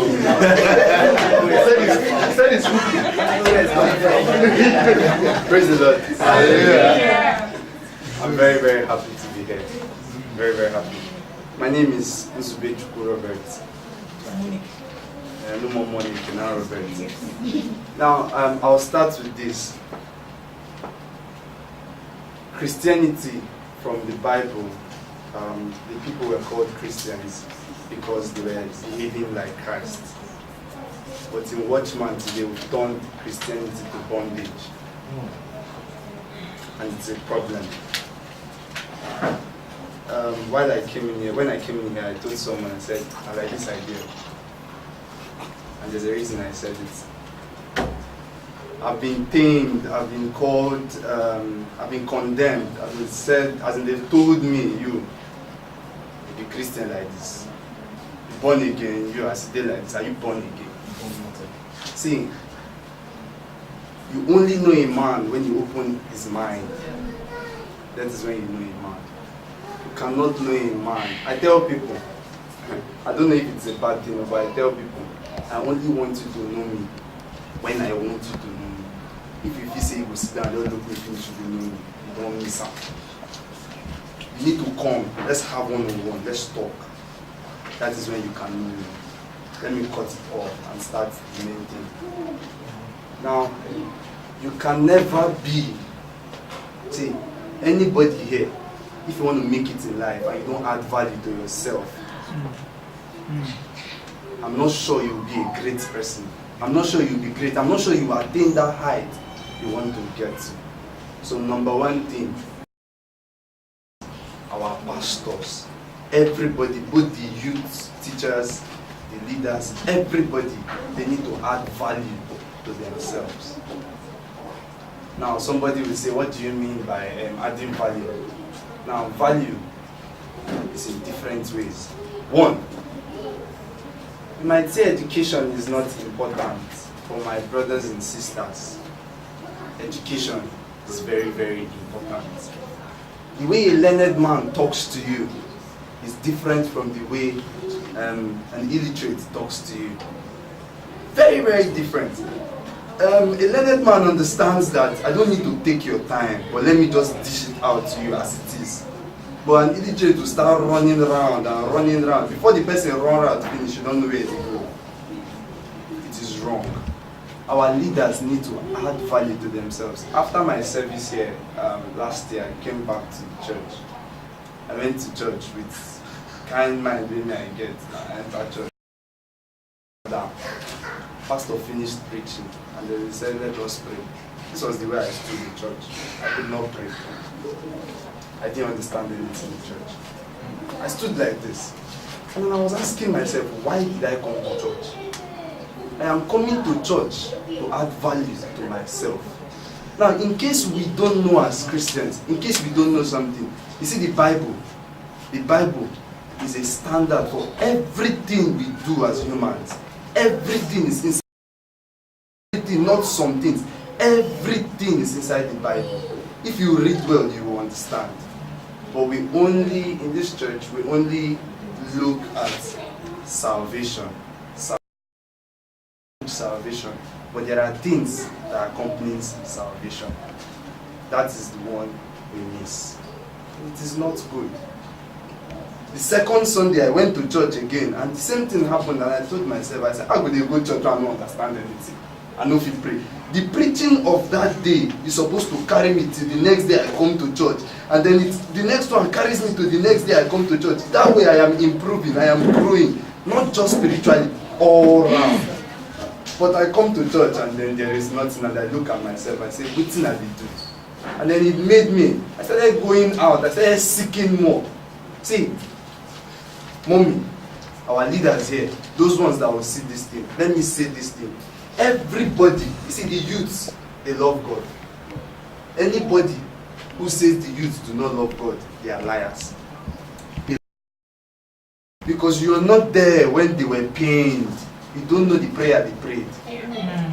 You don't know the prayer they prayed. You don't know the things they said to themselves. You don't know. It is only that person who was in that position will understand the prayer that man prayed. You see, I'm sure by the time they see me, they say this one is a very immoral person. You can see it. But I know the decision I've made in my life. I know the decision I have taken, the path I have chosen for myself. It is not a decision of failure, but a decision of success.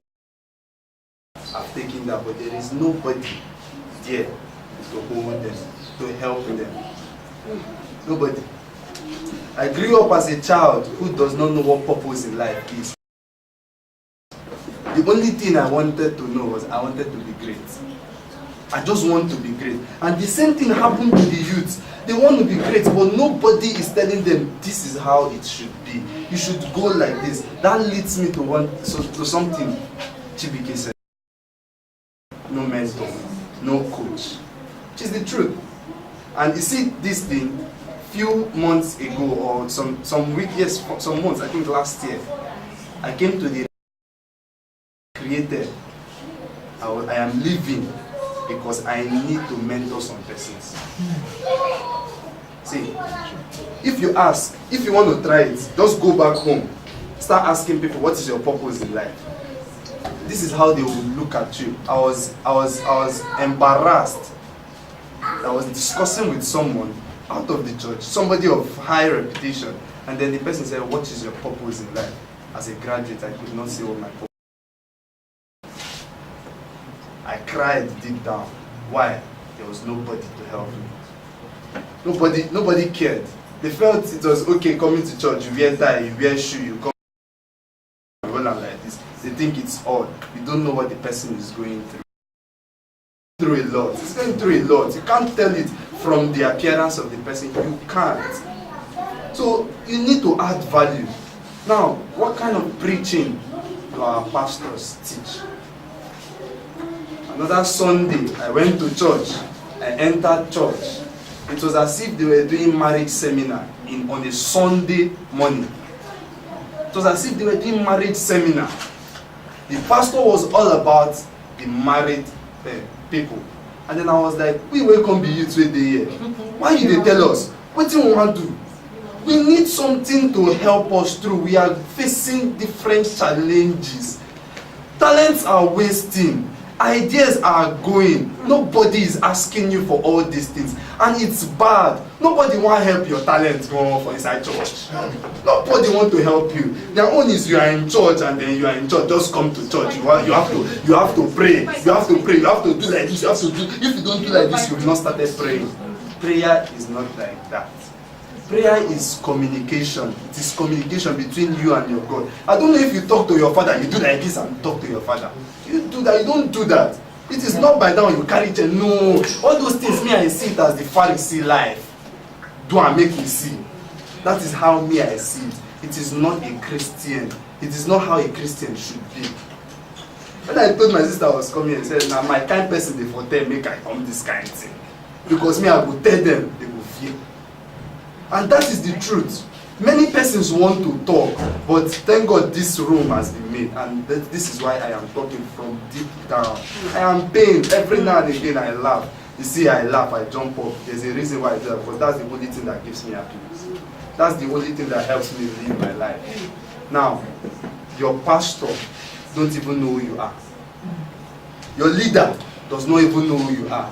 There is something called a membership class when you come to a church. There's supposed to be a membership class. From a membership class, now after you've gone through the membership tutorials and all, they now know they certify you as a member of the church. Now, because you have taken first level, you can now maybe be a member of this workforce or member of this workforce. Then for you to be in this workforce, you have to attain another leadership or what's it called, membership class. And then with that, you are growing. You cannot see, but how can you bring class when the pastor is not even strong? The only thing he knows how to do is to pray. Prayer is not everything. There are some things that common sense helps you to do. Do you know, for you to be a pastor, it does not mean for you to hold mic and preach and read the Bible. No, you need to go for trainings. Public speaking trainings. You are speaking to the public. You need to understand how. See, do you know the way you make them behave? Make them behave. There's a way I will just look at you and I can understand that you're understanding me, so I can continue. But when I understand that you're not understanding me, I have to change. are coming and they are reading from the bulletin or from the outline. So why you go for previews is to understand the message. Go back home, check something. This is the 21st century. This is not 19th century. You don't give us the way century. You are giving it to us in the 21st century. No, stop being rigid. The leaders are too rigid. No, it's a problem. It's a problem. There is no. They are just myopic. They are stereotyped. Now like this it will be. Then I ask myself, who said it should be this way? Because I am very. It shouldn't only. Sometimes, see, change is a strong thing that needs to happen. Change is not just negative. Change is a positive tool that needs to come into people's life. Let's go with that. Salvation is change. Because when it comes into your life, you change from who you are to somebody else. Why? Because you have gotten the positive change. Change. You are a leader. You don't churches. You don't go to other gatherings to see how things are done. You say, I'm a watchman, so I don't. And then you are there. Things are happening. People are living. Somebody told me something. He said, a time see the aged men in church. You won't see the youths. You won't see the young men. You won't see the young women. If you come on, sir. Many of us will be youth. They come in, they say, we'll come church. Something happened to me and I cried. I told my papa, see, I'm small thing, nothing will happen. I told him like, he told me, my son, calm down.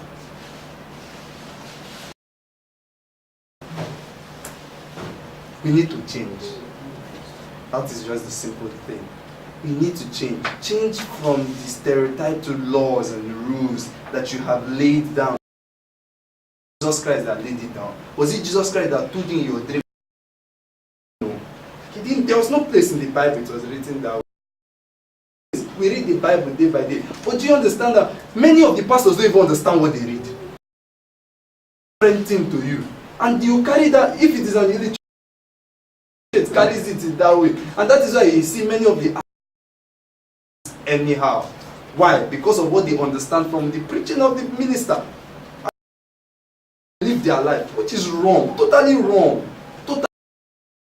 I'm having an issue right now, and the issue is which parish I want to go. I want to hear what I need to hear. I need to up my life. All this is not affecting me positively. It's not affecting me positively. Then why do I go to church? It's better I sit in my house and sleep. When I wake up, I read the Bible. I listen to music that will help my life. I will think and think and think. I pray again and tell God, tell me how I will do it now. How I will do it. But these things are nowhere. Now, every man and every woman and give each of us that. But you see in church today, our talents are Our talents are wasting. There is talent mismanagement in church. See, if you really want to understand talent, let's go to the Bible. Where the parable of Jesus, where they shared, I think 4 and 2 coins, something like that, and then the other one 1. And then you see the one of 1 went to go and hide what it is. But the one of 4 went to double it. And then they called you. He did not like me, that's why he gave me one, and then I went to eat it because I wicked. And now, this is what is happening in the church. If talents have been managed in church today, it is lie. It cannot be. See, let me say it here and now. I am ashamed to bring people to my church. I'm very much ashamed. Somebody asked me, why you know they carry people come your church? I said, me, I'll carry person come my church where they will see stick and pan. No, it cannot be. See, we say God loves beautiful things, He loves beautiful environment, but yet our church, but you see people's houses. See how they decorate their house now. But the church of God, stick and zinc. For how many years are we going to continue like this? We need to be, can't you be under a conducive environment? And then when you are listening to the word of God like this, if they enter inside because you are not even troubled, not the one you will be and then you'll be hitting your hand, mosquito. No, it's wrong. There's no conducive environment. Our houses are not like this.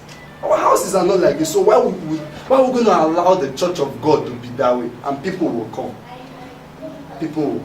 And then they will sit down. And you want them to understand, to look good. They don't do anyhow.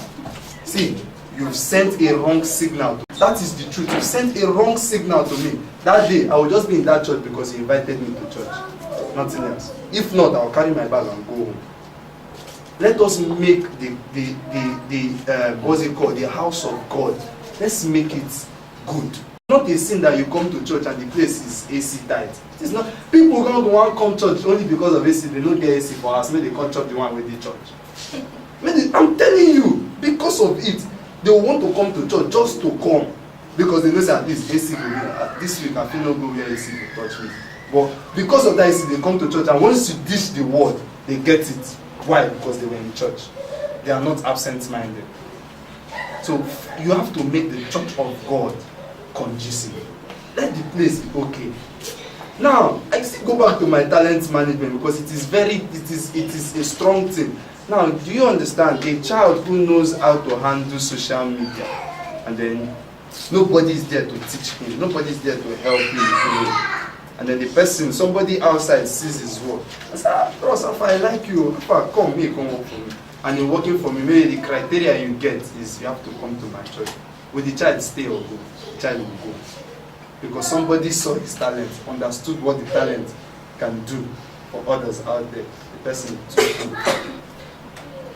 Now, if there is a forum that manages talent, churches, let me use MFM. MFM has a football club. Do you know many persons who are not Christians go to MFM? Why? Because they have the football talent. And then they know if they go there, for you to be in that club, you have to be a Christian, 1. 2, you have to be a strong member. Then when they see that you have this talent, then they bring you go for auditions, and if you pass, then you go. And before you know what's happening, you start maximizing your talent. Now tell me, if you make me start maximizing my talent, will I leave you? I will not leave you. I will hold you strong because I know you are a plus in my life.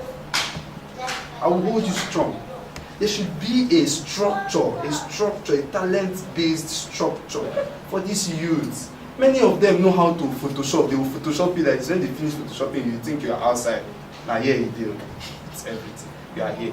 They have these talents. Maximize the talents. God has given them this talent. Help them maximize it. But how will you help them maximize when you don't even know your own talent?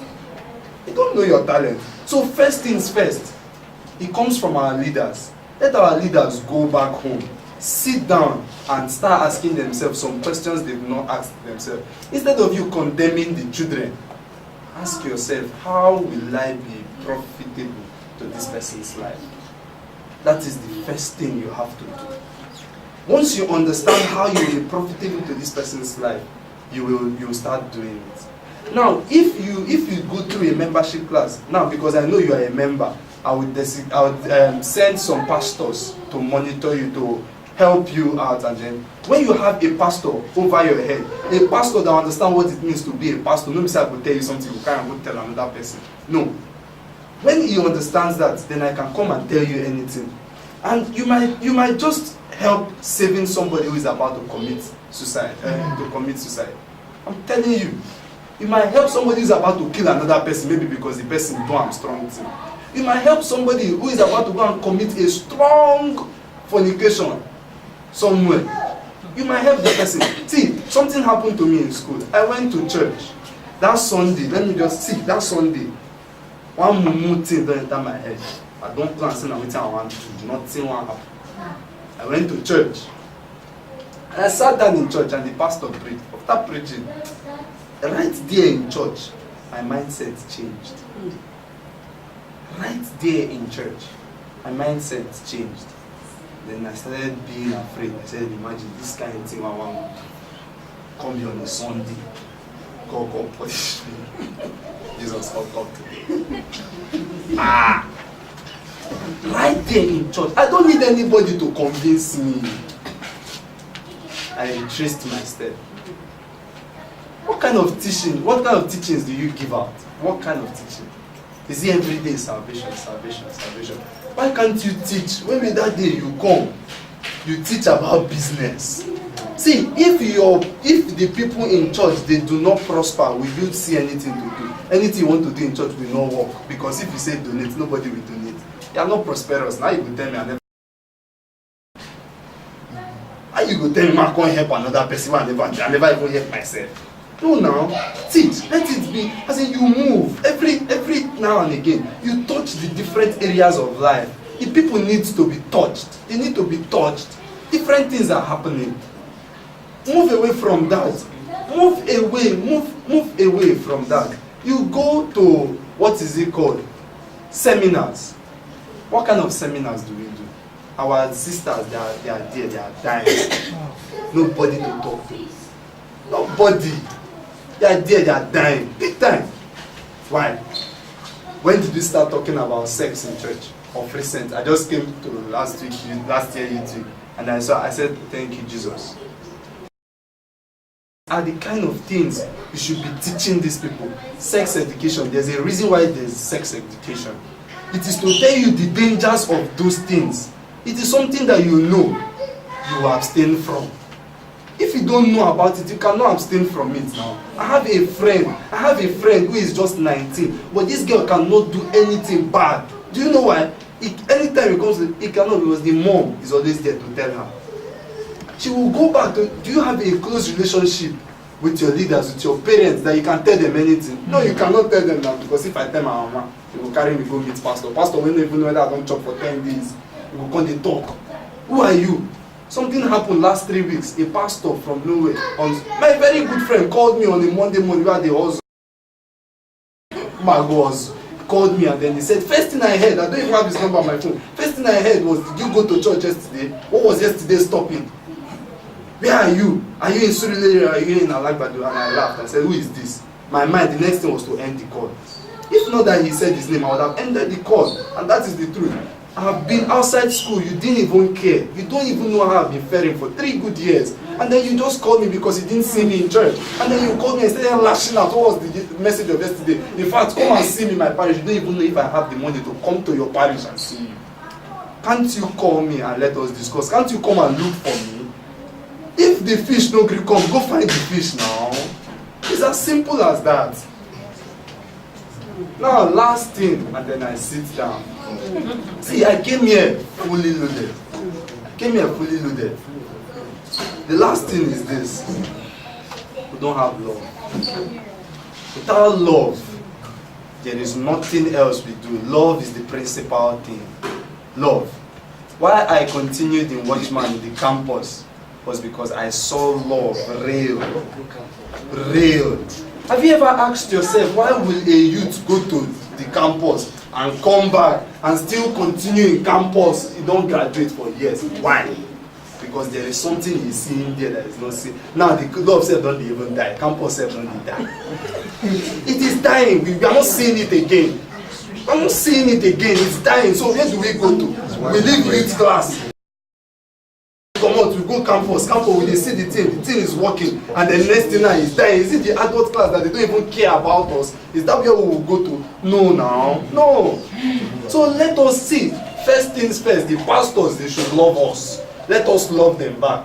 That we can do things together. When we all in church love ourselves, imagine people will come to church, as church they close, they carry their car, they carry their children, they go out. You cannot even greet the next neighbor. Hey bro, how are you? Sister, how are you? You make the person happy. How are you? The bro will tell you what he's going through. And there you can help his soul.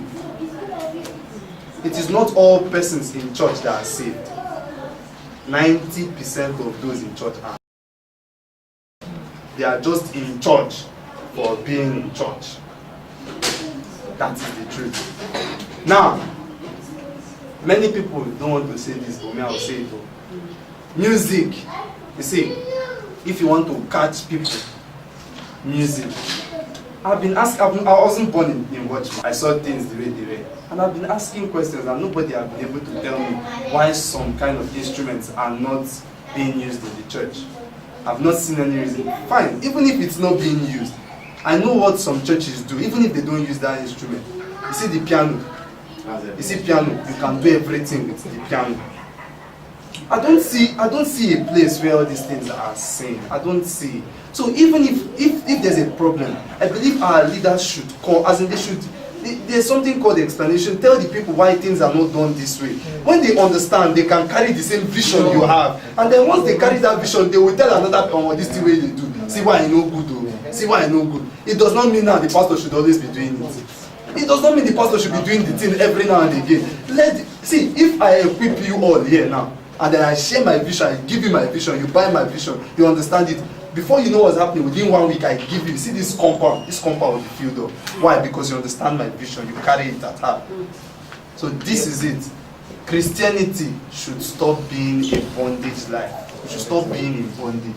Let us live bondage life and come to the limelight. Leave your comfort zone, go outside, see what is happening. As a leader, go to another parish, see what is happening there. Then you will know if things are done the way it should be. I think I've been able to say strong things now. I was very strong.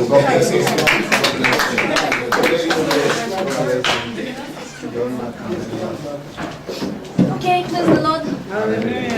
Well, I'm not a youth teacher, so it will look like. Are you afraid of the youths? Well, I think that's the thing. Though actually, I'm a youth teacher. I've been a youth teacher, and it's something that's always been on my mind, but I've not had that chance. My name is, I'm just Candida, the only Candida in Watchman. And it's all around you, unless you know another one. So, because of time, what I just do is I try to mentor people close to me and talk to them. But I just couldn't do it fully. I think God made me know about this because I'm not a Facebook person. If you check my post prior to this, maybe the last post was 2016 or 2015. Because I don't know what to do on Facebook, I don't use it. But one day I came across the fact that Facebook can be free, so I clicked on free Facebook. So my data finished, I couldn't do one. I was not doing anything. I just said, let me just do my free Facebook. That was how I saw his message. I think God just planned it delicately that I should just, and before then, the thing has been doing me somehow, the issue of youth. I've been really concerned. Now the points I want to make are general. We have been talking about a number of things that have been happening, and that's true. But the cause of some of these things is the general church. It's not just leadership. Of course, we are addressing the leadership, and they're the ones that will take decisions and do plans and all that. But there's what leadership as a group can do, what the church as a group can do is very small. The problem we are having is the church generally. Now, let me say this, that what we are handling is a very delicate issue, and that is, and this one is for the leadership specifically. And it's not as if they don't know, I know they are mature people, but I want to emphasize it's very delicate. It's very, very delicate. Everybody must talk. But the essence of this thing, at the end of the day, is not to kill the adults and say, yes, they are very bad. It's the way you handle children in your house. The elder offended the younger. There's a way you handle it. You don't lash, there's a way you lash the big one, the younger one will say, hey, Shebi, I'm better than you understand? So if it's me, what I do is, I will tell the younger one, he's older than you, you don't talk to him anyhow. Then I will rebuke the elder person. If the younger one sees you rebuking the elder person because he did bad, he will know, and my interest is being protected. And yet he will still maintain the respect he has for the older person, because he knows there's someone to speak for him. So it's very delicate. It's very critical that we handle this issue very delicate. And at the end we create a harmony. The idea is not to create a dichotomy between maybe we now win the youths and we lose the adults because we have finished lashing them too much. No, and it's very, very important because the people to keep these youths are the adults. There's something that is lacking in Watchman. Somebody has said, I want to say something. I don't really know why I think about this thing. I can't place a hand to it. There's no love in the Watchman. There's no bonding. Some of us may have made this comment, or you have heard somebody that made it. I don't come to church because of anybody, it's any God that made me come to church. It's very common. It's not bad. Of course, the Bible said, looking unto Jesus. That's what we should look unto. But I think too much of it is bad. What it simply means that most of the people in church only have what I call a vertical relationship. Just me and God. Horizontally, there's nothing. Or it's very easy. I mean, there is no horizontal connection. Yeah. Just me and God, and God make me come to church. In fact, one sister was talking to me a few days ago, said, I come to church. And more wahala. The wahala too much.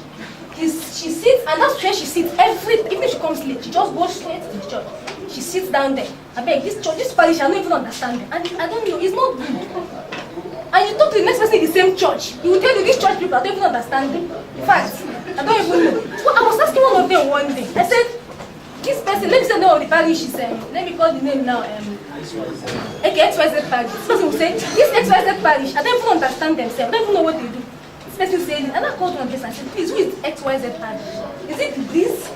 Is it the chairs? Nobody is complaining about this parish. I don't want anybody to just be on my own. So who is this parish that is doing the wrong thing? I don't know why it's like that in Watchman, but it's very common and it's wrong. That's not Christianity. We need horizontal relationships. I believe that if God intended us to only look to Him, He would not have visited church. He would have made such a way that when you repent, you serve God in your house. God, He has that power to do it. But he brought church because there is the need for us to have horizontal relationships. It's very critical. I should be able to relate with you without resentment. To be very frank, most watchmen are very sincere. In fact, in this page I'm talking to you now, I talk to some they're very sincere. But they believe there's only sincere people. You only believe sincere for this church, others are not serious. You believe the same thing. You believe the same thing. You believe the same thing. So all of us are only. Are we going to heaven? Singular Christianity. Are we going to heaven? I doubt it. I doubt it. I don't know. I think we need to acknowledge that this is truth. Sometimes Jesus has talked about it, has preached about it. It comes to sometimes, but I think we need to do more than preach about it. I think we need to, like when I was on campus, I agree with all that it was like that. There was a love and a warmth that was clear that we didn't want to graduate. Now, how did it come about then was that we prayed for it specifically. I remember a sister that brought it up and began to pray for love on campus. And when the thing came, I'm telling you, I saw real Christianity. If not what I experienced on campus, maybe I would have left also. Because like, something happened when I was on campus. When I was thinking about this thing, I said, church too good. Because if I got born again, they really dragged me and I gave them trouble. I got born again on campus. So I said, is that what people have been dragging me to campus? Church really sweet. I was thinking about this thing. A voice spoke to me and said, this is what real Christianity is. Anywhere you go and you see something different, the problem is with the people and not with Christianity as a concept. And that's what has kept me. Because we see differently around us these days. So the church needs to begin to understand this. When you relate with outside Christians, Pentecostals, you see what? I'm telling you the truth. I can't grasp it. I don't know the reason. I can't explain why we don't have warmth in church. Is it that most men are poorer than other people? I don't think that's the reason. I don't think, but we are so, because of that vertical relationship, I think that's the reason. We are too concerned about God. When people say, how can you love God whom you have not seen? If you cannot love God whom you have seen, that doesn't mean that you will not, if this is a pillar, this is a pillar. We all know that if you join them together, it holds more. You understand? So the effort we put too much in, let me just come and sit in front and face God. It's God I came to look for. If you can take some of it and try to understand your sister that is beside you. If I share my problem with you and you share yours with me, we bear it together. Even if I can't solve your problem, the fact that you can speak to me and I can listen to you without you just talking to someone that understands is a lot. It relieves your body. So my person understood you. It's very important. Even if you couldn't solve your problem, it's very key. We don't have it. So that is about the church. Now let me come to 3 things I want to talk about the youth. That's what I'm now doing. The issue of listening. We lack listening ears. I think we need to begin to pray for the art of listening to people. It's an art. It's something you pray for. It's something you get. It's not. I mean, the ability to somebody is speaking. You can listen. You can hear him. Not just what he's saying. You can hear his body language. You can hear how he's feeling inside. You can hear him from the depths of his heart. It's very key. It's very important. I'm talking generally for church because it is church or it is not the issue of the youth. These youths cannot have a vertical relationship alone. A song says, this song, Oh Jesus and Promise, there's a stanza I like so much. It says, oh, let me see you near me. The world is ever near. I see the sights that dazzle, the tempting sounds I hear. My foes are ever near. They are too real. The temptations are too real to the youths. So God is too far. If there's nothing to hold them by the side like this, that is why That is why this thing is happening. The gaps, because everyone is standing like this, so there's gaps, so the youths are falling off in between. If the church on its own, that's why I'm talking about just leadership alone. I'm talking about the church trying to make watchmen to become warm and alive, something like that. If the youth, as they feel temptation, they can also feel God close through you that they are seeing. It will make it easier for them to withstand this one outside. But when God is too far, they cannot connect that God that is too horizontal up, and there's nothing that is too vertical up, and there's nothing horizontal to hold them. That's why. So it's not the leadership thing alone. We need to work on the church as a body. The other people in church, every other person. Leadership cannot do it alone. But leadership is trying. You're talking about talent, harness, and all that. That's what my years came up. But how many people will church reach? Individuals need to have this awareness. We live too much for church to do. There's a place the Bible says, is there a widow who has people that can take care of him? Let them take care of him. Like that the church be not burdened, so that we can take care of those who are real widows. I think we know that scripture. So if individuals in church know how to carry people, I think the burden on the church as a body will be light. We will leave too much to church to do. Church as to organize. All this thing we're talking about, engage the youth. It mustn't be church that will wake up, okay, today we want to do business something. Then church begins to think and organize it. Individuals can, on their own, gather, like in a parish that has that mind and say, the youth in this parish or whoever, let me have something for them. So that church will be able to, will be lightened and be able to focus on the main issue of salvation and all that. So we need to develop the art of listening in church for everybody, not just youth teachers. Anybody can mentor, anybody can help anybody. The second thing I want to talk about is the issue of,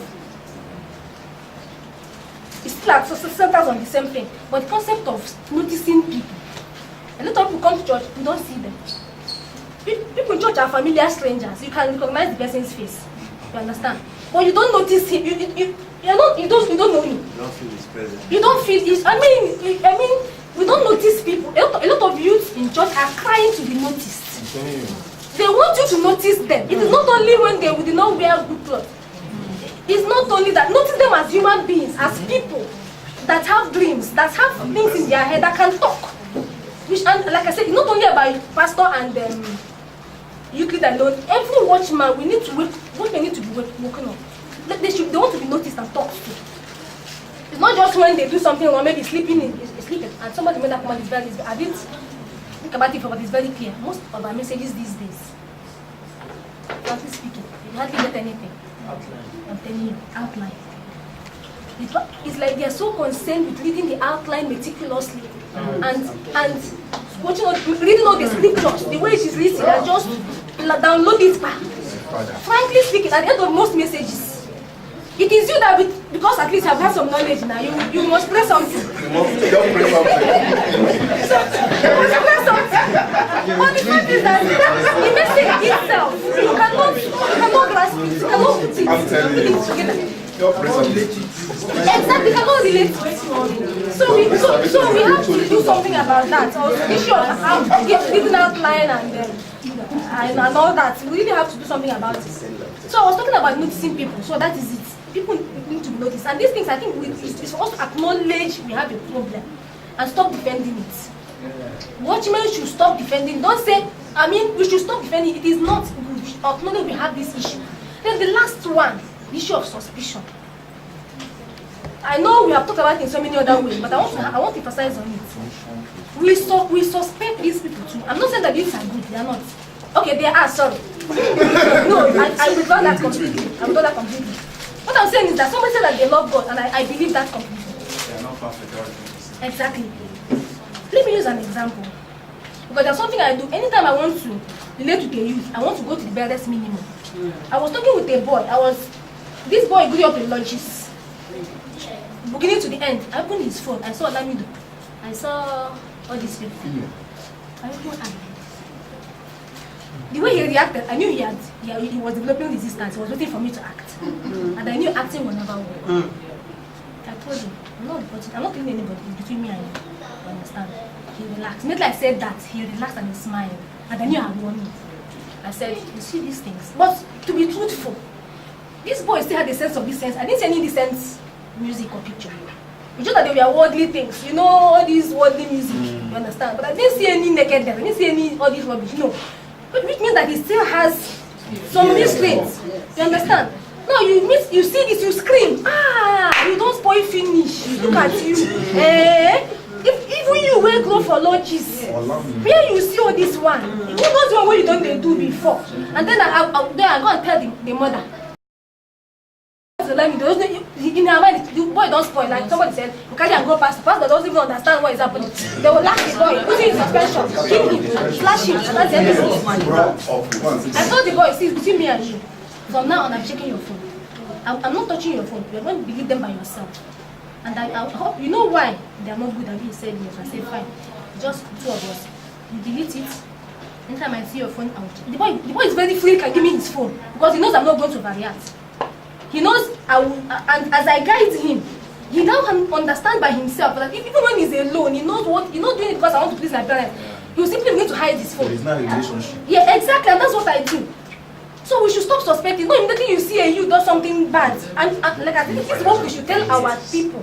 I'm not just youth leaders, general church. Not once you see a youth has he has somebody downloaded, you know, WhatsApp, everyone can send you anything. The girl downloaded some rubbish videos, they're actually rubbish. And then the guardian saw it and was like, I called this girl, I discussed with her. I knew she was innocent. In fact, the time came, she began to cry that they're accusing her, that they say watchmen don't lie. That they're lying against her. No, tell me the mind, that's why she will leave tomorrow because they're all hypocrites. And the guardian told me I was supporting the girl and covering her. I said no, I'm not, the girl is innocent. I've discussed with her. But there's a way you push this person, and she actually goes to do what she was trying to prevent herself from. She was dodging. But being human, there is still some attraction. Now you now carry her and say you're pretty doing everything, and I know you. The person says, what's the essence? Join them. Yes, and he joins them completely. So our issue is a general church issue, and I would want leadership to see it that way. We are addressing the youth quite all right. That is the symptom of the bigger problem. That is not the major thing. Yes, yes, I'm actually rounding up. It's a symptom. So as we are addressing, let's not understand that it is not just a youth issue. The church generally needs a touch. We need a revival. Thank you very much. God bless you very much, ma'am. I will just pick one thing she said. I'm not trying to address the issues yet because we don't intend to do that today because of time. She said, yes, the church has problems, but as individuals, we can actually kick-start the change where we are.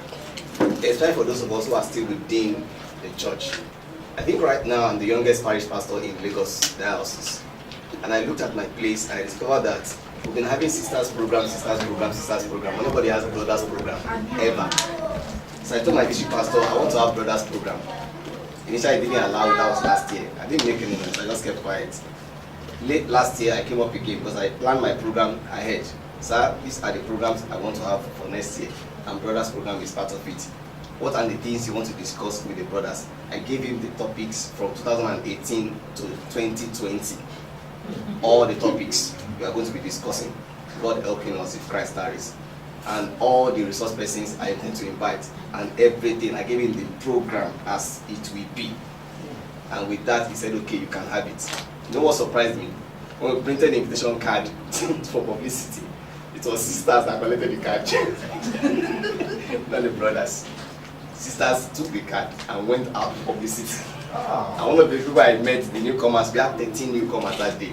One of the persons I met who invited you said it was my boss in the office, and I agree with that. The best place you find the best brain in the world is the grave. Outside the grave is amongst us. So what can we do with what we have at the moment? Also start talk. What can I do in the music ministry? Who do I need to talk with or meet and engage? These things should not, I think, have responsibility. And by the time you talk 1, 2, 3 times, it's okay. This thing this boy has been talking about, let's even try it. And when it works, it will not be a big problem for them to give you the right hand of fellowship. Emmanuel, I understand how the meeting with the GS. Whatever it is, keep it going on. God bless you so much. Please stay over. Praise the Lord. We still have is to leave here 6 o'clock. Initially, we planned for 5, but when we should have started, so we extended to 6. And from my watch, it's about 20 minutes to 6. So we have. My name is Oli Saifan, actually. I'm from First Bank. I'm a parish pastor. I'm a youth lover. I spend time in my church with the year with them, doing nothing, not preaching to them. She did mention that's a problem. We know that's a problem. Fundamental. The fundamental, general church problem. Now the question is this, what do we do? Do we work for the church? No, giving an instance, one example of what happened to me sometime. I opened my Facebook and I saw a particular youth. That youth was in Lagos here, but I've taken that youth before to our Daisan pastor who encouraged her, and she was doing very well. She was in youth care, as much as I know, but she had a problem, some little challenge. One of the days I went up on the Facebook, I just saw my stumbled upon the dressing was not what it used to be again. So I just took my phone and called her. I said, how are you? I hope you are fine. She said yes. You I know before. You I saw now it's a little bit different. So what's going on? We just like to she quickly sent it. Innocent girl, sincere. But somehow I forgot it. After 2 weeks. Right on the same Facebook, I saw her again. This time the dressing had gone a little more awkward. About 2 weeks of my mind, I saw this girl on Facebook. I didn't know this call, and I called the pastor. I asked him a question. Do you know so person? He was trying to browse the brain. I said, when I tell my explain, he said, yes. I said, where is this girl? That person asked her, where is this girl? This pastor is not an age pastor like me. He's a youth. That's where I'm actually going. That's how the youth pastor say. He's actually a youth, the pastor. Where is the girl? Where she says she came over. Just try to put up some reasons. Can we find her? He said I will try. I felt bad. So I picked the call. I called the girl. After I called the pastor, I called the girl. I said, come now. It's okay. It have ended. This God, this have ended. She said yes. I said I'm coming to Auchi. I thought I was coming to Auchi. But before I come to Auchi, do me a favor. Can you please return to the church? Because she left the church already. Tomorrow is Sunday. Today, that was a Saturday. Can you return to the church first? I'm coming to Auchi after anyone the Hill Crusade. I've spoken to your pastor. But something surprised me. This youth pastor didn't go looking for the Germanism. Do you understand? Not a parish pastor like me, not another. So eventually the girl came back to the church by God's grace. The pastor called me ago and the girl returned to the church. But what I'm saying is that we youth pastors, how do we even go after the youth pastors, including those mature youths who are not youth pastors, and those who are youth pastors named? There are the unnamed and the named ones. The unnamed ones are those who are mature, but they are not youth pastors. How do you go after these when they are going? Do we really chase after them? Because that is just the way we can help them. Some of our pastors may not. I'm sorry, may not. But let's do our little bit, so that by the time you are doing your little place, God will help us. It's painful. Personally, it pains me when I say you together. It pains me to my bone. It pains me to my bone. So let's do our bit as youth pastors. That's something I did in my place when I returned back to First from my age. I was left, taken out of First to go to minister somewhere for about 2 years. As soon as I came back, I conducted interview for all the youths in my church, one by one. Cancelled every one of them. I took one of my pastors who I know understand the youth. I said, "Complete, join me. This is a very tough task. I want to talk to the youth one after the other, see them one by one." And I achieved it. You know the result was that those youths who actually lost, all of them did what? Came back. So we youth pastors, those of us who are mature, more mature than me, let's send them. If you see a girl that is going, a boy that is going, call the girl. Don't wait for the pastor. That is actually where I'm actually going. Don't wait for the pastor. Mommy is here. If it's difficult for you, try to talk to her and say, "Mommy, look. And get the necessary permissions of people and see the much. If you cannot do it, some of us are still there. There are those of us who may not necessarily be in your parish. There are people who care for the youth in this church. I'm sorry to say it. There are parish pastors who care for the youth in this church. They may not be close to you. Approach mommy. She'll be able to give you some direction because I know they understand that. They give some directions as to, okay, when I talk to so and so person, and by God's grace, we can get some of them back, including those that have gone far. We can still get them well. Please, I got those that have been sending. I don't think we have any other person. We are still cautious of time. About 5.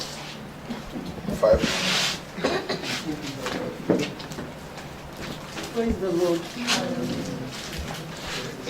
I'm so happy for such a meeting. Actually, this is my heart's cry for this one. When I saw that message, I was really so happy.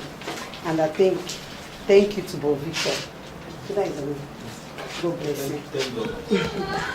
The little thing I want to say here is, we need to have patience for this youth. We don't have patience actually.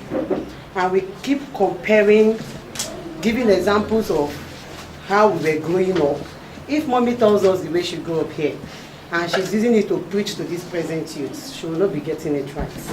And that is what we are doing. So if we can have patience for this youth, it's just all about patience. They will change. That is one thing I know. Just as I already said here, some of them, they go on suspension. Some of them will not be coming to church. We will not go after them. Sometimes I used to drag them on their trousers. When I say I will just pull your trousers out, they will run and I will run after them. Sometimes they will injure me on my hands.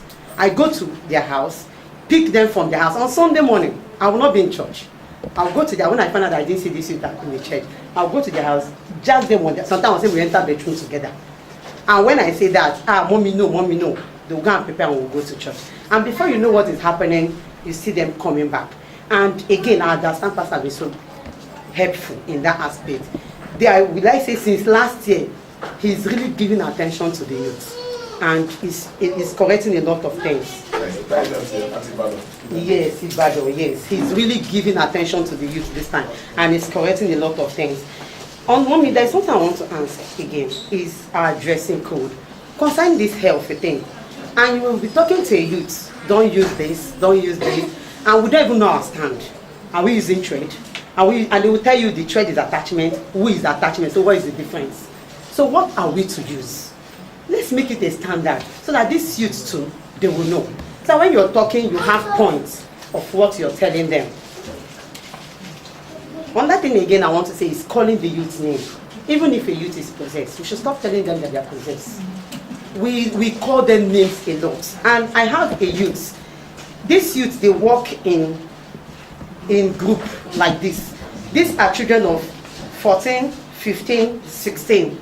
And they will tell you, nobody, no youth pastor in my parish can deliver me. No one can talk to me. And you will beg and beg and beg. And you tell them, okay, let's go and meet this pastor. Say, mommy, she is not qualified to. So what will you say in such a case? So you will talk and talk and talk and talk. You will have to let them know that the district pastor loves you, this social pastor loves you. You give reasons why, and they will tell you that their children are not possessed and we are possessed. Hence we are possessed, allow us be. And the next thing they say they want to leave the church. And these are children that have influence. They can influence people. Others. So if you leave them like that, imagine when such a children give their life to Christ, the kind of crowd they will pull. We have them in Ibadan. About 2 of them, these children really use my eyes to see when. But today, go and see them singing in the youth church and preaching. On that point again, I want to also portray is the point this brother made. He was saying of giving the youth chance. That is what is helping us in Ibadan. Sometimes our pastor will just come up and say, the youth, you're the one that is taking charismatic hour today, you're the one that is taking Bible study today, and you see them there, they want to go and prepare. And when they preach, you will be that is what comes out from them, the way God uses them, you'll be so surprised about it. So we should stop looking down on the youth. Praise the Lord. Hallelujah. Another thing again I want to say is, we are talking about talents. The ones that are talented, where are they? What we see here, especially our choristers, especially these ones that can play 1, one instrument or the other. The other day I was talking to a youth, and I was just like, how far? I call them sweetheart, I call them my love, I call them just to call them those names, and they'll say, mommy, they'll be so happy. And when I called that one, he was just like, mommy, I didn't go to church today to be sincere. What happened? Mommy, I went to look for money. He went to play keyboard for a church, and they gave him some amount of money, and he said, mommy, to be sincere, today if I was edified. So what he wants there, he got it. So what are we doing to keep these ones? We have a lot of them. Train them in museum, give them hope and everything. What are we doing to keep them?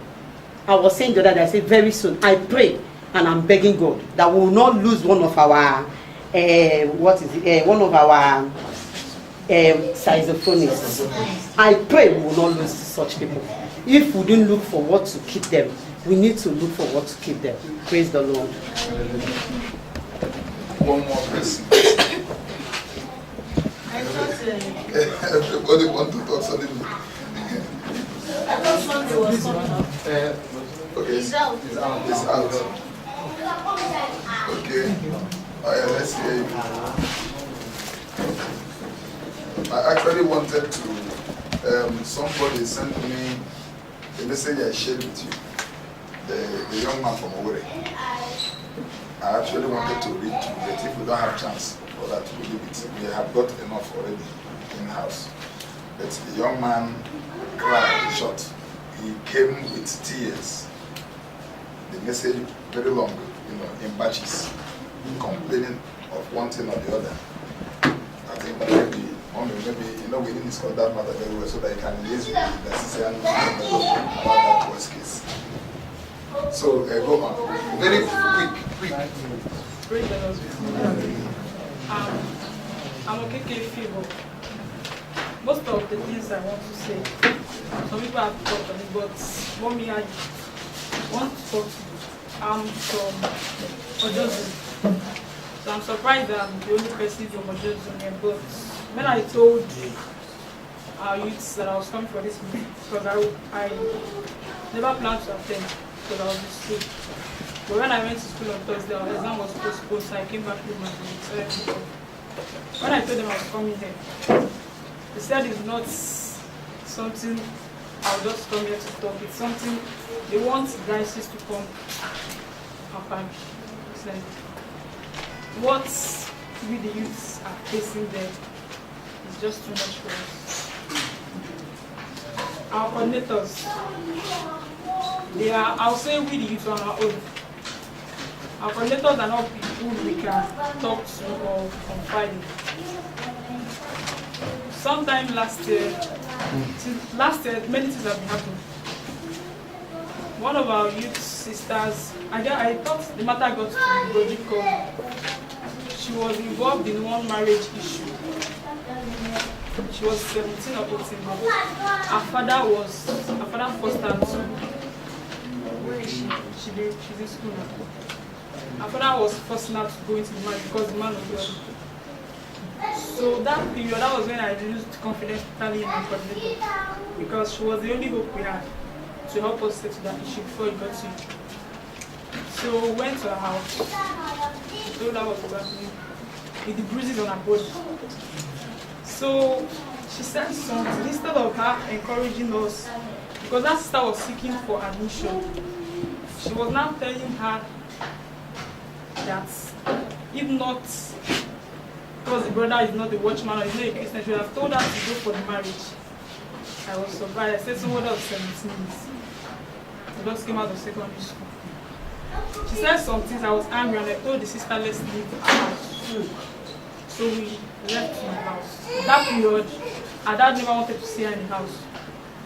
And my woman leader in class called me and told me she's not around, that she stay in her house. So she was in her house for, I guess, for 2 days. I told her that if we don't see anybody who is able to, then that is issue to go straight to the pastor. That's how it went. We continued the life for 2 weeks. The Monday following the Sunday we went to our pastor was the day they planned for the traditional wedding. And she called me up and said she's going to run away. I told her to her, she said she's done. So she came, I told her that morning she should come to my house because her dad knows we are very close. So that Sunday, she came to church. She told me if I don't do anything that they'll marry her off on Monday. So I don't know if I was confused. So I just went directly to the pastor, we said everything and he was angry.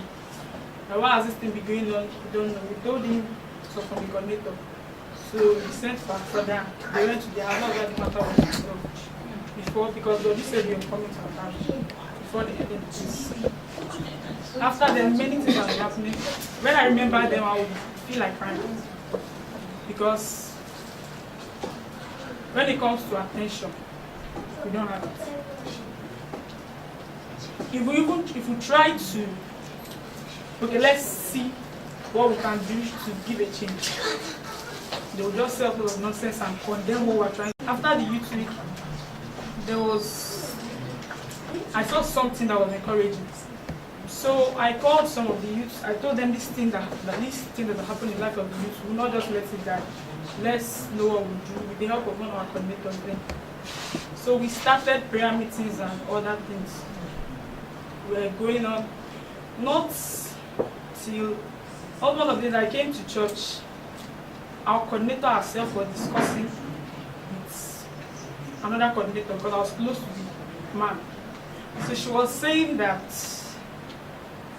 we youths, we just like doing things on our own. We feel like what we do is the best. Just saying things that were discouraging. Said that she called some of us, called our names, that she don't know what we're doing there. We should just leave it to them. And I was broke when I went home that day.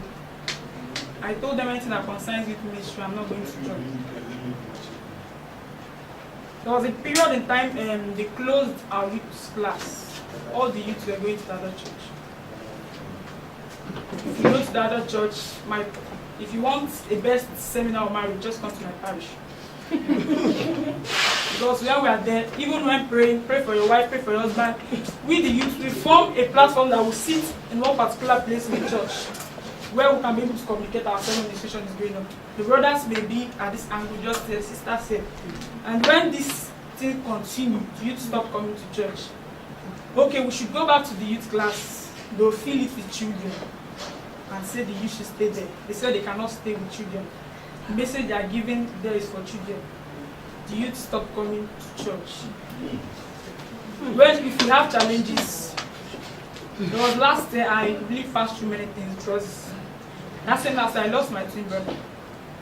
And many things were coming my way. I thought of who to go to for counseling. I checked around, there was nobody. Until she was the person that was following me up till now. I would say if you come to our parish or my district, we don't have anybody who will tell you we trust them. My coordinator herself will tell you she forgives but she don't forget. And she's somebody that when you offend her, when you do something bad, at that point she has written you off. And there's nothing you will do on earth that will please her.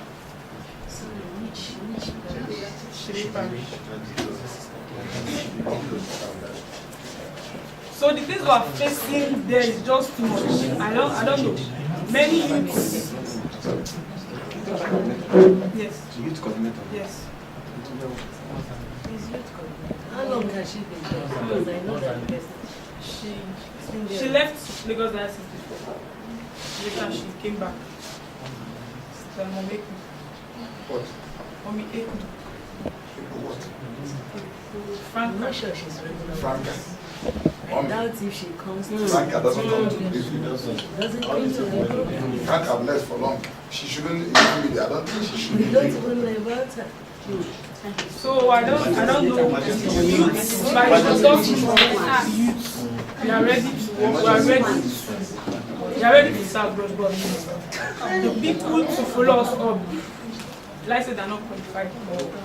All I said. It's okay, don't worry.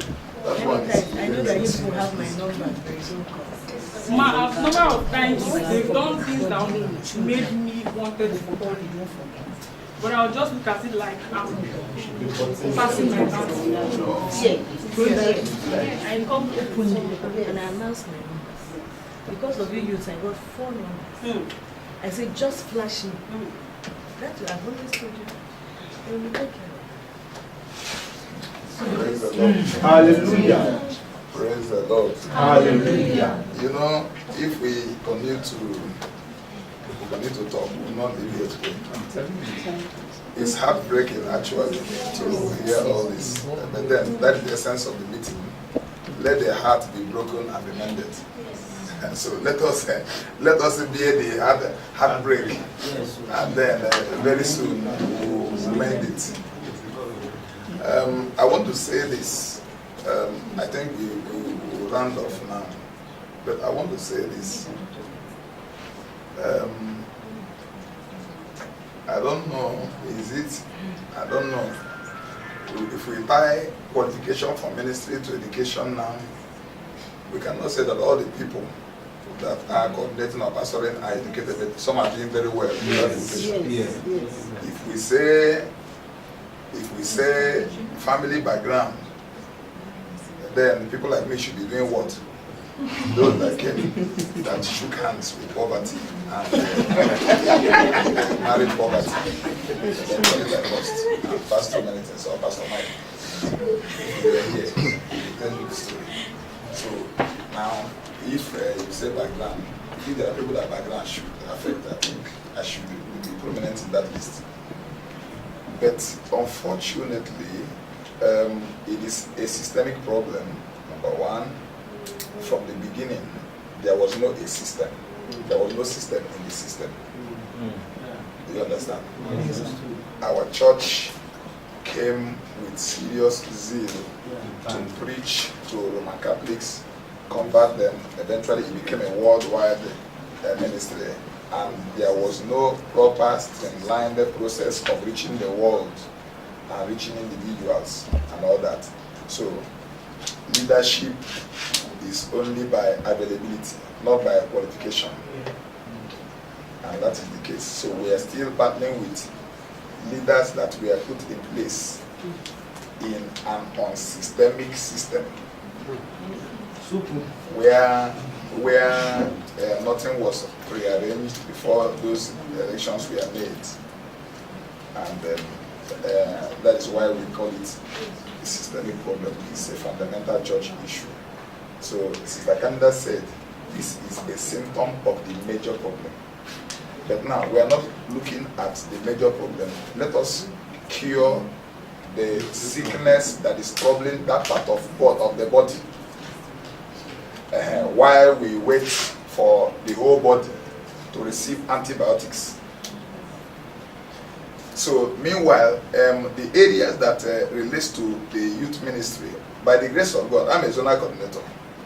If we come in church hierarchy, a zonal coordinator is equal to a parish pastor as far as watchman is concerned. A diocese coordinator is equal to a district pastor in watchman rating. And all that. Now, the little zone, I'm coordinating a peculiar zone, peculiar in every sense. Peculiar in every sense, and I think God made it possible. Is there because God made it possible. By the grace of God, I'm trying my best to reorientate our teachers. I know some are trying. I put a program on Friday. We are holding this Friday. Now, one of the teachers now called me and said the coordinator. And now, when they wanted to announce the program, which I had told them at the last preview, in short, 2 weeks or thereabout, even I have posted it in our group.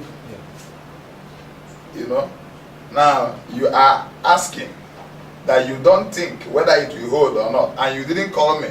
You saw me at the workers' meeting. You said because I didn't talk anything about it at the workers' meeting. Meanwhile, I gave instruction about this at the last teachers' conference 2 weeks ago. And then they didn't announce on Sunday that youth fill the church.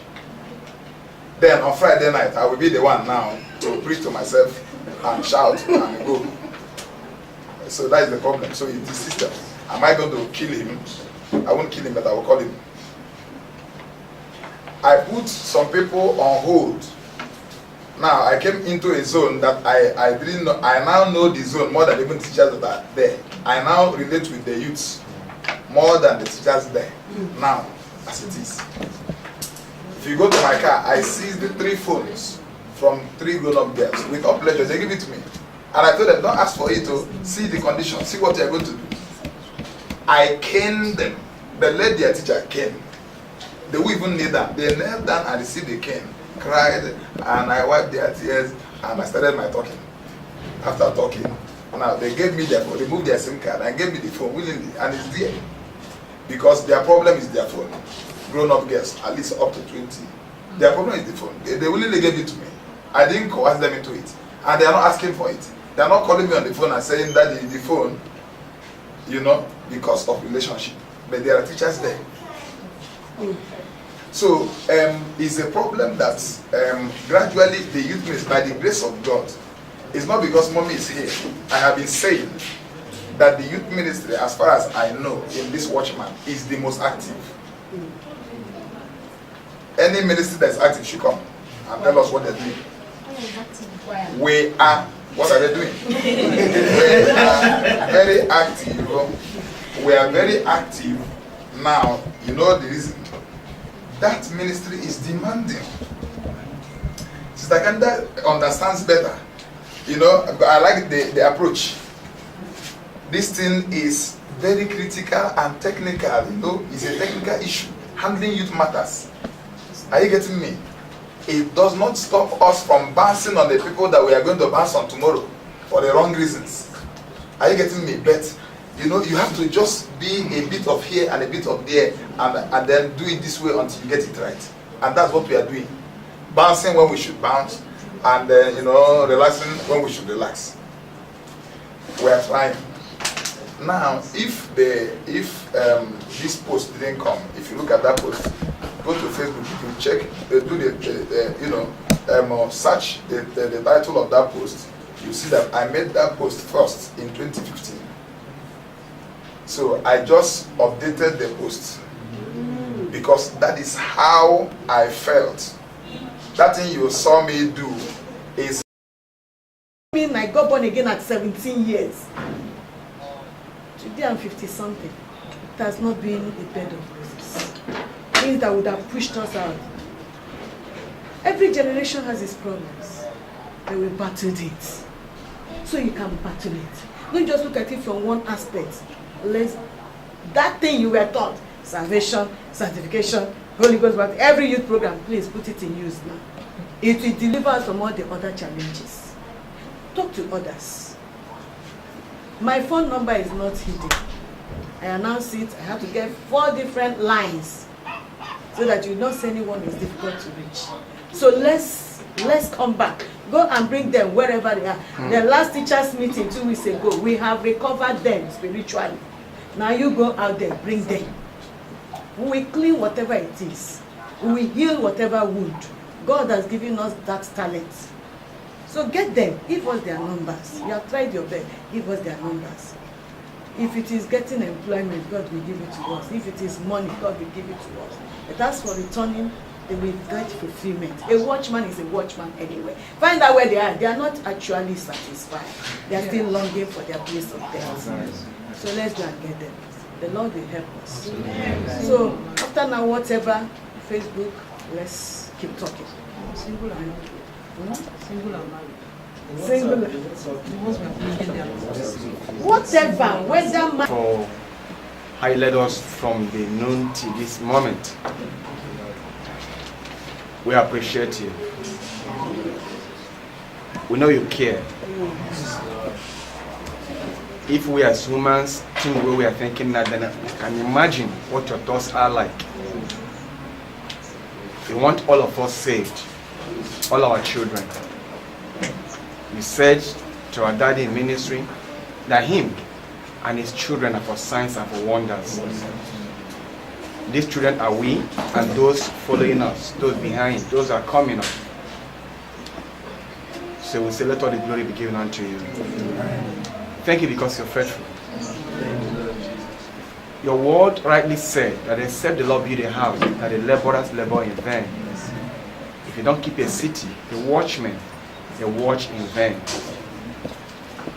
Lord, no wonder Anna, while praying, after a long time of waiting for the fruit of the womb, that by strength shall no man prevail.